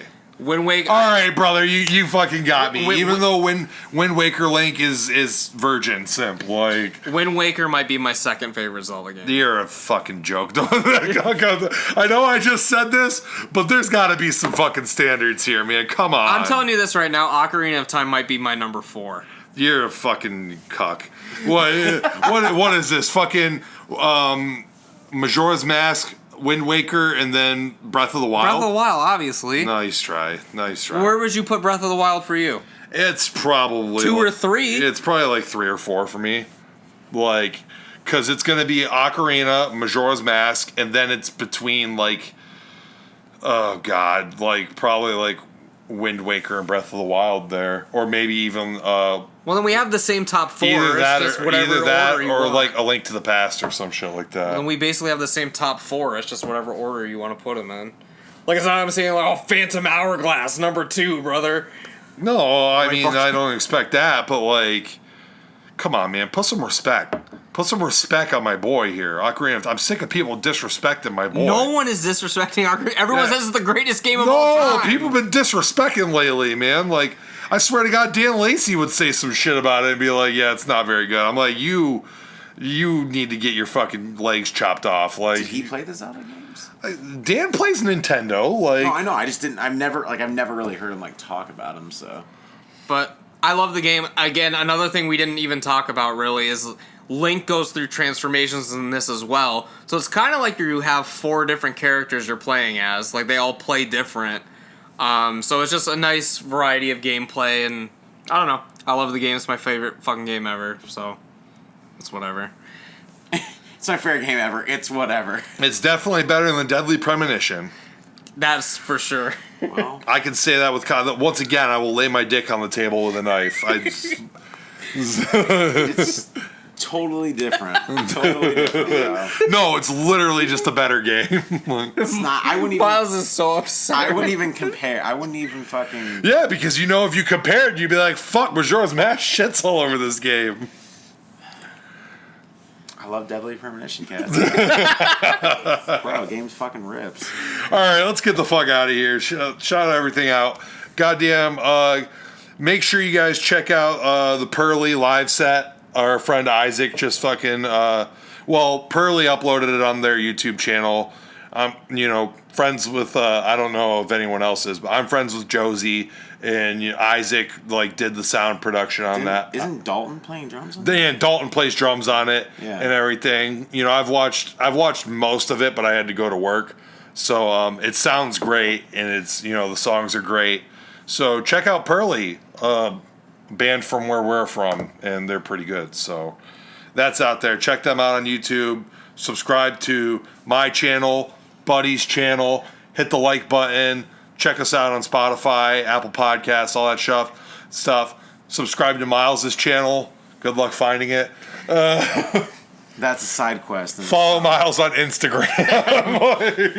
Miles Ayak. Miles. You follow Miles on Instagram, and every once in a while you'll get some content on his Instagram story, and it'll be like the frame rate of the dog getting his head caught in the door in Resident Evil 1. True.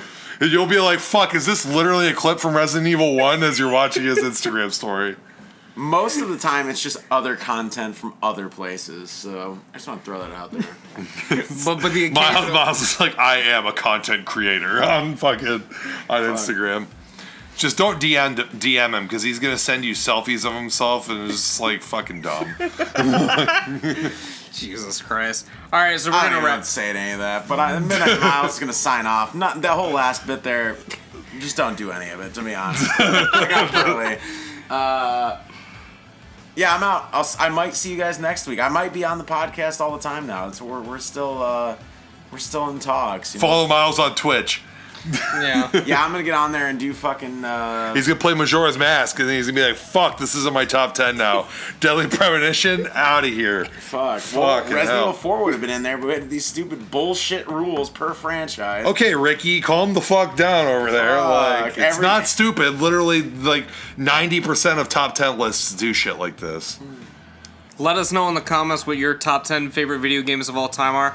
What are we gonna do next time, boys? I mean, we're talking about. Are we gonna do top 10 films or top 10 shows? What are we were talking about films all day, bro. I know we're doing top. Someday. Someday I want to do an 11 through 20 list and see how hilarious they are, just for something. Next week it's gonna be fucking free form, no format for the show next week. Unless we beat Resident Evil. Unless we beat Resident Evil, I guess. Fucking God, I'm trying to get home. I'm looking at the time like, God, you think I can play? No, we're going out to eat. We're going out to eat next. Chat, I can't. I gotta go to work tomorrow, bro. You saying that the actual 2 nerds are going out to eat without you? I gotta work tomorrow too, Kat. Where do you guys? Well, I gotta drive back to Ashtabula tonight and stop at Willoughby and put out cat food. We all have lives to live. I know. We'll go somewhere quick and we'll figure it out. We'll talk. Just trying to be bros. Let's sign off. Catch your ass down the road. I'll see you next week, hopefully.